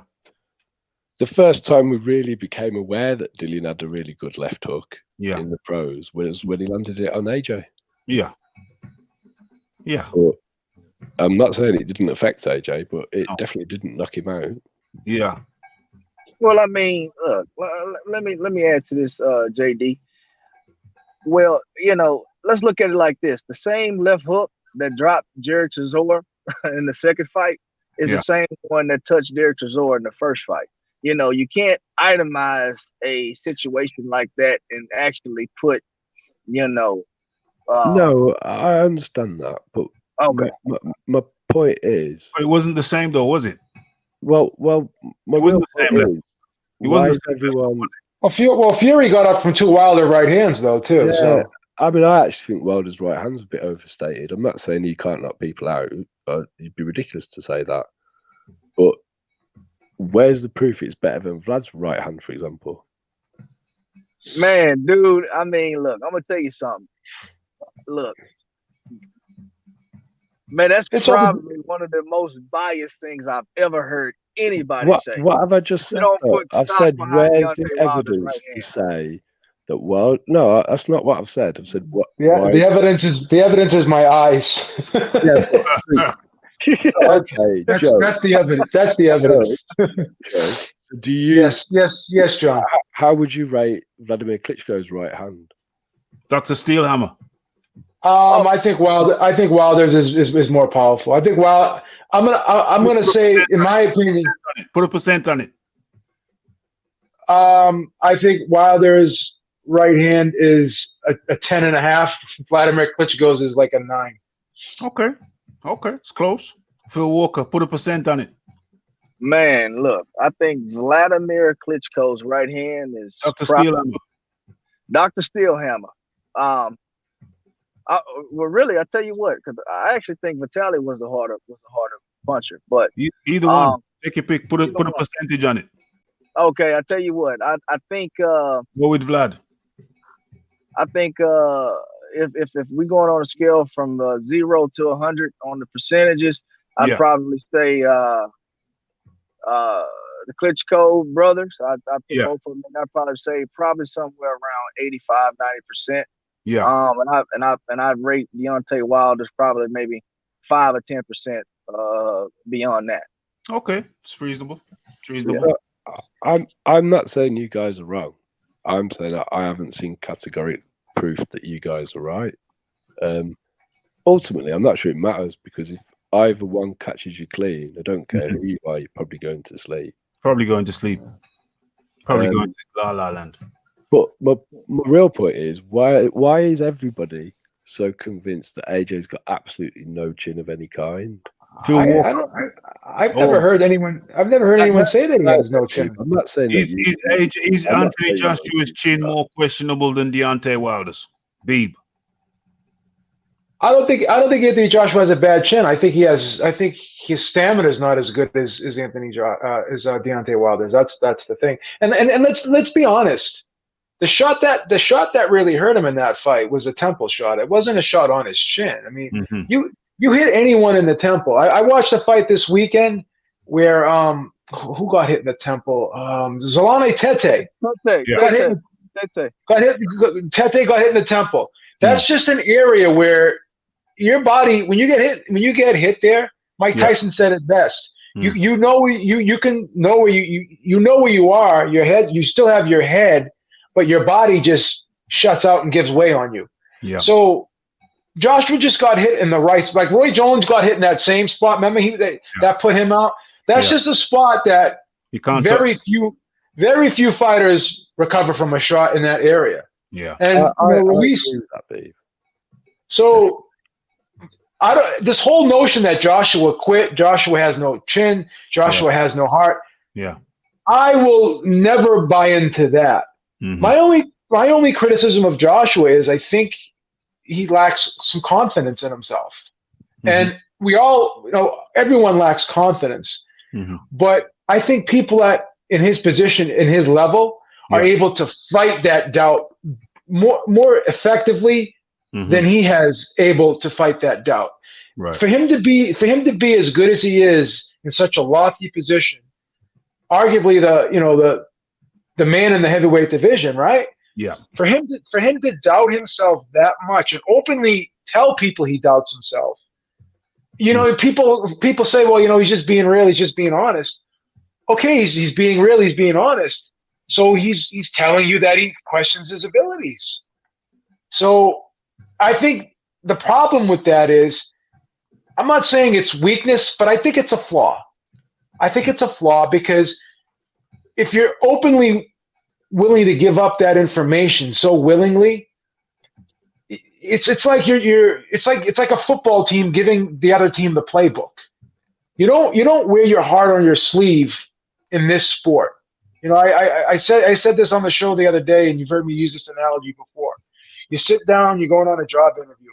In the back of your mind, you know that maybe this guy is not going to hire me. Maybe I may not do the interview well. Maybe he may get a bad feeling from me. Maybe even if I get the job, there is a question that I may not be able to do it. Those are all in your mind. Yeah. But when you sit down in that chair, you never say to the guy, well, thank you for inviting me to this interview. I know there's a chance that you may not hire me, but I hope you do. Like you don't say those things like when you like in any type of situation where you're trying to succeed at something. So I just don't like the fact that he says these things, and even in the fight when he got hurt, like when he got hurt, and then he went like this. He took that deep breath and went, tried to shake himself up. Like he let Ruiz know that he was in trouble. Like yeah, I think it's hard to gauge Anthony Joshua based on that fight, though. True. I do think that Beeb's right. He doesn't have the best poker face when he's hurt. Yeah, I just but for me to say that he quit, that he's this, he listen, Joshua is a warrior. To do what Joshua did, to be in the position he's in, unified champ, you can't take anything away from the guy. Mm-hmm. But the problem is when you see a guy in that position, what do? What is our nature to do? We compare him to his contemporaries, people in that same slot. We're not going to compare Joshua to a scrub like me on the street. We're going to compare him to his contemporaries. Yeah. So when you compare all his contemporaries. Yeah, when you compare him to his like Muhammad Ali, a Lennox Lewis, not them. All these guys, or even Andy Ruiz and Deontay Wilder, Tyson Fury. The confidence oozes out of the pores in their skin. Like they just, the way they carry themselves. But you're judging him based on the last fight, though, B. You're judging him based on the last fight, which is natural, but you wouldn't be saying that prior to his last fight. No, but what I did say prior to that fight, and I'm not gonna lie, of course I picked him to beat Ruiz. I'm not gonna lie. Yeah. But what I did say is since that Klitschko fight, I've seen some slippage. And I've said it. Now, was that slippage that I saw enough to sway me into picking Ruiz over him? Absolutely not. But at a particular point in time, I favored Joshua over Wilder. But after I saw that Povetkin fight, and even after I saw that Parker fight, I started having second thoughts, and I started saying, kind of favoring Wilder here. Man, But Fury's my man. I mean, to me, Fury's the best fighter in the heavyweight division. You know that I've told you that I've been riding with Fury since like 2015. 2015. I've been riding with Fury for like the last 5 years. I picked him over Klitschko the first fight. So I mean, I'm a huge Fury fan, but I do respect Wilder and I do respect Joshua. But I just think that that's a character flaw that I think he lacks a little bit of confidence compared to the other guys. Yeah. I understand what you're saying. I think what you perceive him admitting some of the chinks in the armor, some of the things that he wants to get right. I think you perceive that as weakness, but I think you also have to acknowledge that that's just one way of looking at the thing. The other way of looking at it could be just him externalizing the fact that he's working on things. You know what's crazy? You know what's crazy too? Let me use another analogy because I've got burned several times doing this. You get close to a girl, right? Yeah. And then you start telling her things about you, like you start showing the girl your weakness because you feel you can trust her, right? Never do that, guys. Never do that. I used to do that when I was like, I'm gonna be 50. I'm going to be 50 next week, so I've got a lot. When you was 40? No, when I was 40. I'm going to be 50. I'm going to be 50 next week. So I've learned a lot in the last 10 years. Believe it or not, I was supposed to learn this when I was 30, but I learned it when I learned it. So you sit there and you tell the girl, never. Oh, you know this and that. You tell your deepest, darkest fears, your deepest, darkest secrets. And what happens when shit starts going south? What does she do? Oh, you pussy! You do this, you do that, right? She ends up using it against you in a fight, right? And when things go bad, she ends up throwing all that shit back in your face. Always. So sometimes it's not good to show your weakness, especially when you're going to war. You're going to battle. What if you said to the girl, you see, this is how I see it. Joshua is saying to the girl, John, we can see your chest, mate.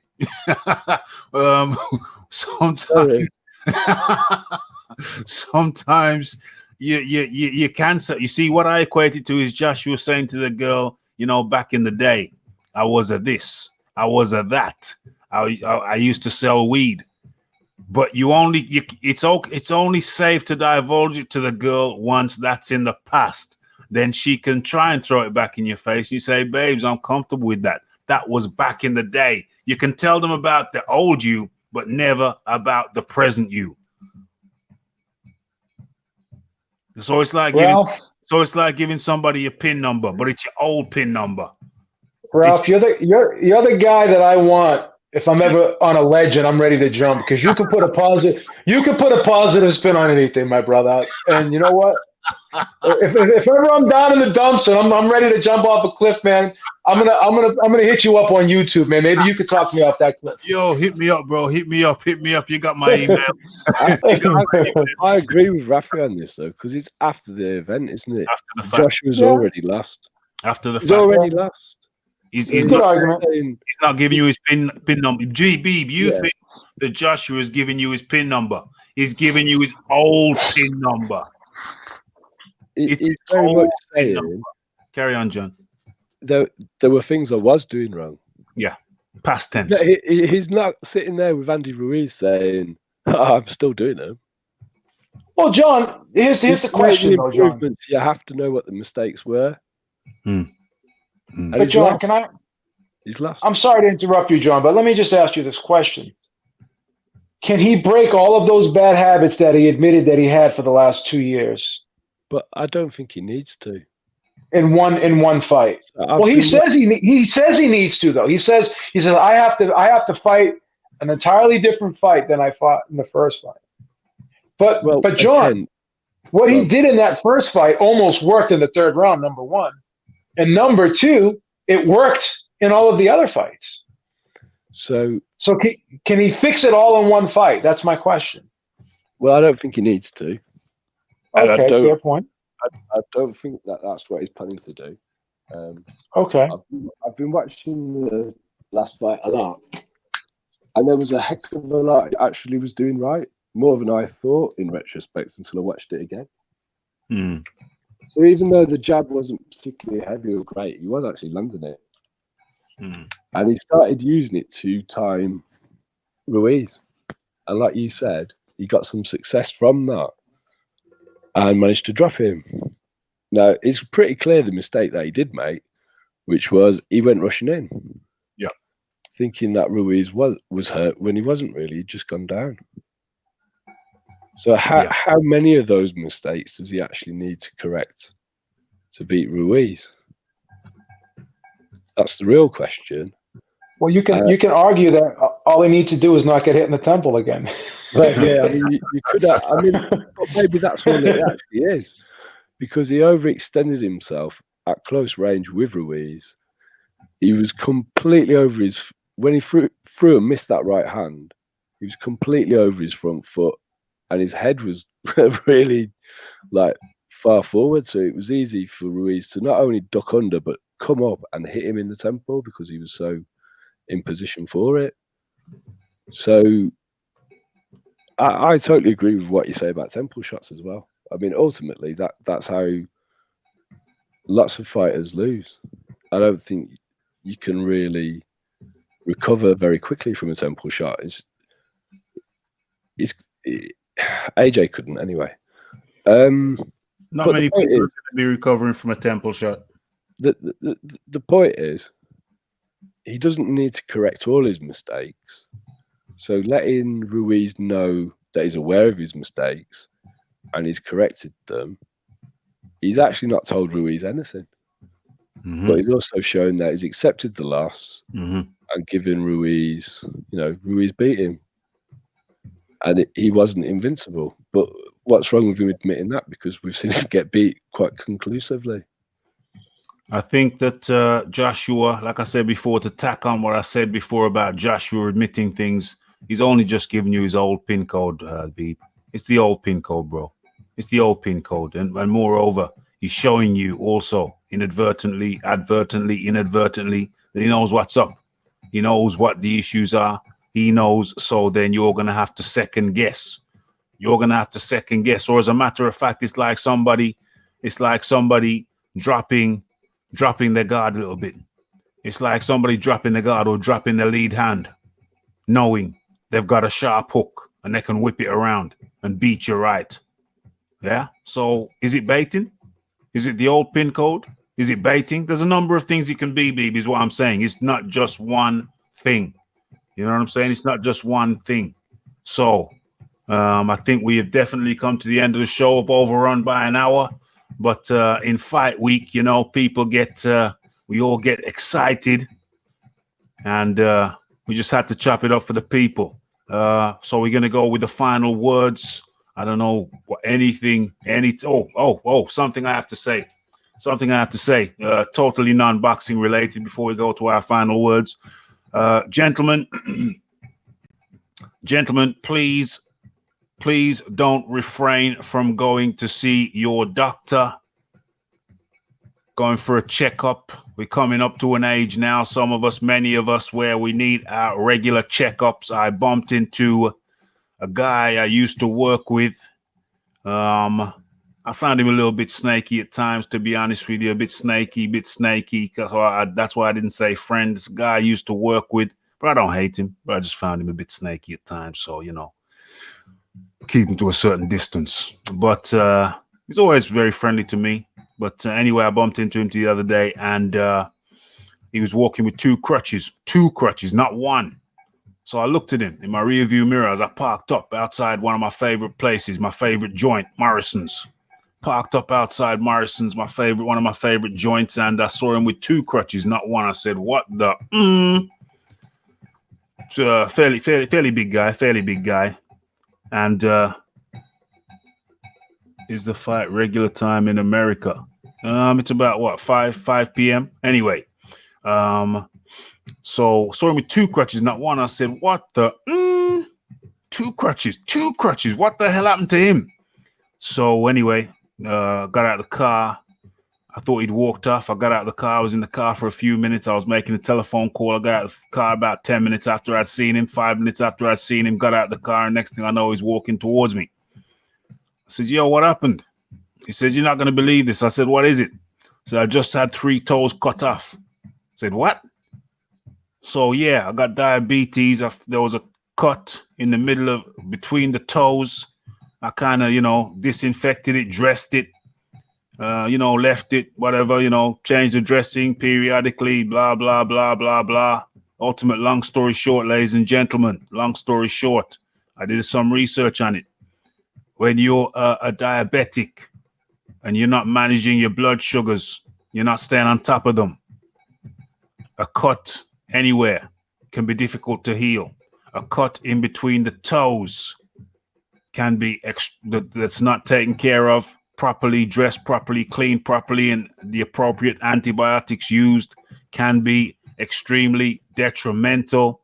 Long story short, this guy is a diabetic and he didn't go to his doctor, didn't go to a hospital. He just treated it like any normal Joe Blow.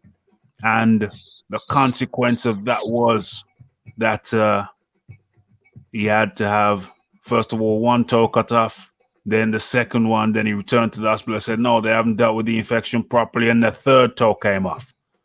Ladies and gentlemen, when you start losing toes to diabetes, my cousin of mine just told me he worked on one of those wards, and he said first it's the toes, then it's the foot, then it's the lower leg, and then it's the upper leg. That is highly probable. So, men's health, ladies and gentlemen, if you haven't had your yearly checkup, go do it. Get your blood work done. Get your blood pressure done. People don't know high blood pressure can affect your kidneys detrimentally. You could get on the transplant list. Real talk. We don't like to go to our doctors and we don't do the follow-ups. But if you don't, it's just a cautionary tale that it can be extremely, extremely detrimental. No laughing matter. I haven't had my checkup this year. I am going to the doctors. Okay. I had mine in October. Yeah, I'm going. I have to get a colonoscopy in February too. Yeah. You got to. You see, I'm a typical man. I don't go to the doctors as often as I should. Yeah, got to do it. I was good last year. I had a checkup last year. Everything was all good. But I haven't been for one this year. I'm gonna go we're too lackadaisical when it comes to, so long as the engine's still running, we think everything's okay. But you know, to see a man lose his toes, and then you know it's gonna be the foot, and it's probably gonna be the lower leg. You know, he said, Raph, I am up. So guys, cautionary tale, please. What the hell? Raphie, I lost an eye to diabetes, lost kidneys too. Jesus. Wow. A guy from work is diabetic. He had his leg amputated a while back. Damn. This is a very serious thing, guys. Very serious thing. I'm going to get myself booked in, make sure everything is okay.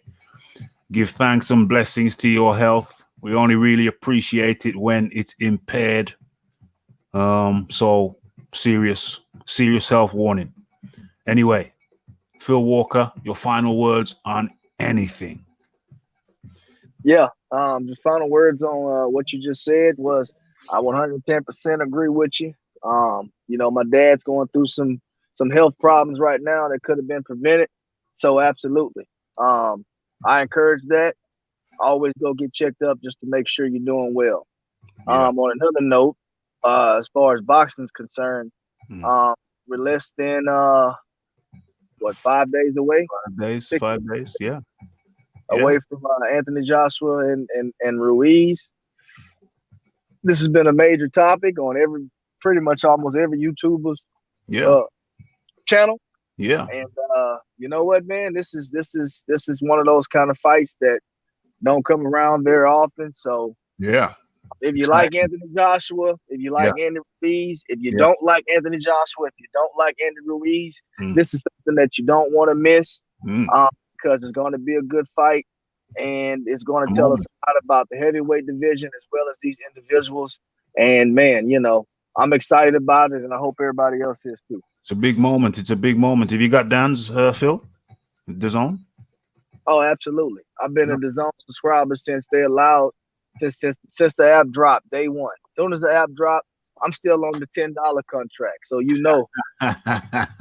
Do you find it to be good? Do you find it to be good value, Phil? Is DAZN good value? Man, absolutely. I mean, let's just be honest. DAZN is absolutely the best value for what they provide. So, you know, just between the Ruiz fight, the first Ruiz fight, the second Ruiz fight, the Golovkin fights, the Daniel Jacobs fights, the Canelo fights, I mean, you know, I can keep going on, you know. So, but you know, there you go. That's the value right there. So, you know, anybody that says different is totally, to me, in my opinion, biased, and they need to grow the hell up, man, and give credit where credit is due. 100%. John Daly, final words on everything. Yeah, you're making me forget I need to go to the doctors. We'll get to that age. You know, seriously though, it just kind of shook me because literally, I see the guy once a week. We bump into each other. Like I say, he's not a friend of mine, but we cordial.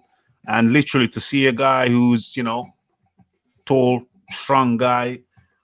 I don't like his attitude. I've never liked his attitude, to be honest with you. He always seems kind of negative, dour.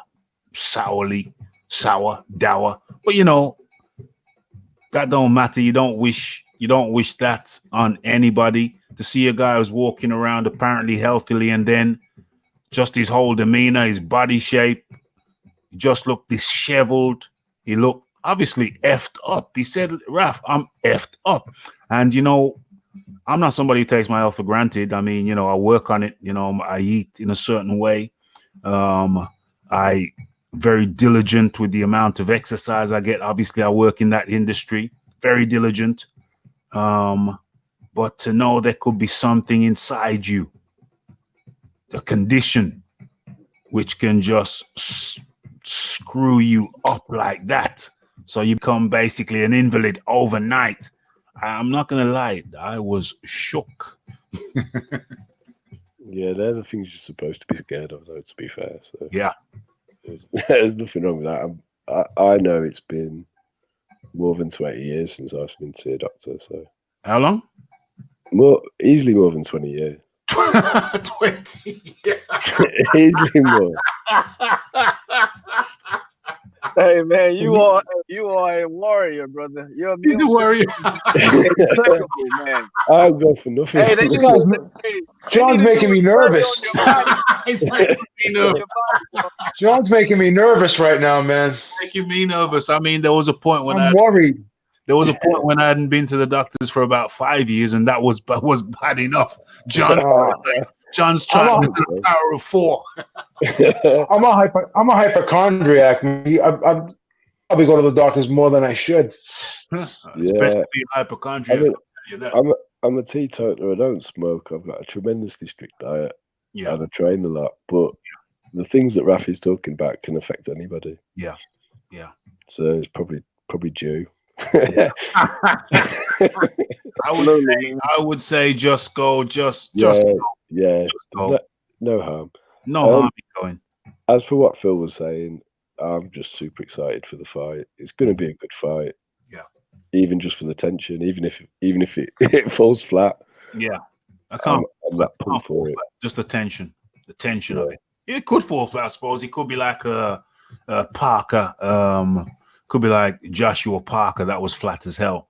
That was a poor fight, but yeah. But even so, I think the tension is going to be there throughout. Whereas Parker, Joshua, there was no tension. It was just flat. I think this will be tense. It will be tense. Yeah, I've got it as a 50-50 fight. Yeah. To be honest. Yeah, 50-50. I'm only picking one winner, but that's because I'm biased. I mean, I can see all the outcomes happening. So yeah. That's what makes it good. Yeah, indeed. Who's this? You can beat diabetes with diet. You can't beat there is what is it, type 2 or something? You can manage it to an extent. You can manage it to an extent. And what I've read is that with the cuts and what have you, if you're on top of your blood sugars diligently, then it's more controllable. When you're not, then you're high risk for amputation. So you can help control it with diet, but when you don't, you go in that high risk group. So have we gone around the table? Has everybody I think Beeb's got his final fours, isn't he? Yeah. I've gone all around the horn, all around the cape. So it comes to me now. Yeah. So I've already told you about the health thing. I'm gonna be in touch with my doctor, just get all my levels checked and etc. And as for the fight, it's gonna be super tense. I'm super looking forward to it. There's no bigger anticipated fight this year. I don't think so. Especially the way the first one's gone. This is a rematch. That was necessary, as opposed to the Wilder rematch, which was totally unnecessary in my view. It's going to be big. Oh yeah, and I don't think Wilder will ever face. Well, not for the time being. Probably on his last fight, when he's retiring or something, will he fight Joshua or Dillian White? I don't think Wilder wants nothing to do with them boys. Tell me I'm wrong. How long has it been? It's been over a year. He could have fought Dillian White, didn't do it. Before there was any problems, didn't do it. I think there is a lack of ambition in Deontay Wilder. Otherwise, he would have taken these challenges. People talking about the pressure is going to be on Joshua. I beg to differ. The pressure, I believe, will be on the man, and it won't be pressure to Wilder because he's not interested.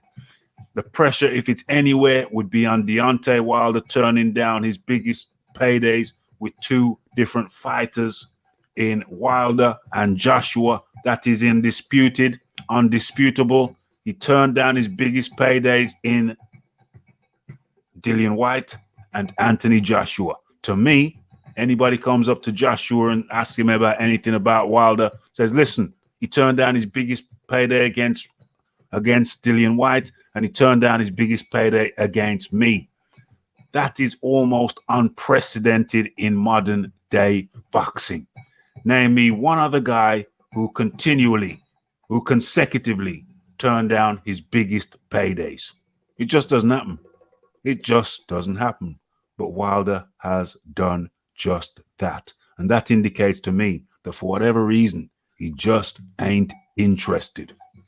The man is not interested. But listen, this is part 1. This is Boxing Talk with Raphie. This is episode 72. I think we're coming up to the 100 with all of the live shows now. Coming up to 100, and I think what? Where are we now? December? Oh, December? So that's what, 10 months? That's what, 10 a month? So we are doing very, very well over here at Raphael Dawkins Combat Radio. I'm very happy with the progress. Very happy with the progress. Very happy with the consistency. Very happy with the turnout from the chat. Very happy with the guests that we are blessed to attract. So it's a big thank you to John Dealey. It's a big thank you to Joe Habib from Ringside Reporter. Much appreciation. It is a big thank you to Phil Walker from Texas. Phil, do you have your own channel? I do have my own channel, but I don't really put too much content on it. Don't need to put too much content on there because he knows. He knows. He's coming on to Raphael Dawkins Combat Radio Boxing Talk. Hey, Raphie, look, I tell you, I do like your channel, buddy. I do like your channel. I will admit, I am definitely a subscriber. Yeah, man, that's totally appreciated. Totally appreciated. I feel blessed to be able to get these guys on, and they make it more interesting. Otherwise, it would be just me talking to you. Not that that's too much of a bad thing. That's how the whole damn thing started, me talking to you, and then more people came around. And for that, I give much appreciation to them. So it's thank you to John Dealey. Thank you to Joe Habib, Ringside Reporter. Go check him out. Thank you to Phil Walker. And most of all, is thank you to the guys in the chat who make this thing, who complete this thing. We started, you completed. So it's the Raphael Dawkins, it's the Combat Radio, it's the thank you to the Phil Carl Roberts, the David Mason, the Fuzzy's Ear, the Bronze Plumber, who I think is somebody else who he used to have here. I don't know. I could be wrong. It's just the vibe I get. It's the Rude Boy. It is, let me scroll up higher, the Toby Bartlett, Hall Monitor Extraordinaire. It's the Mellow. And it is many, many more. I think we were joined by, what's her name? Nicole. What's her second name? I can't remember. A new subscriber, I think, from the USA. Nicole something. It's thank you to the James, the David Mason, and many, many more. It's Raphael Dawkins. It's the Combat Radio. It's Boxing Talk with Raphie every Monday and Wednesday, 10 p.m. UK time. And we'll be back on Wednesday, obviously.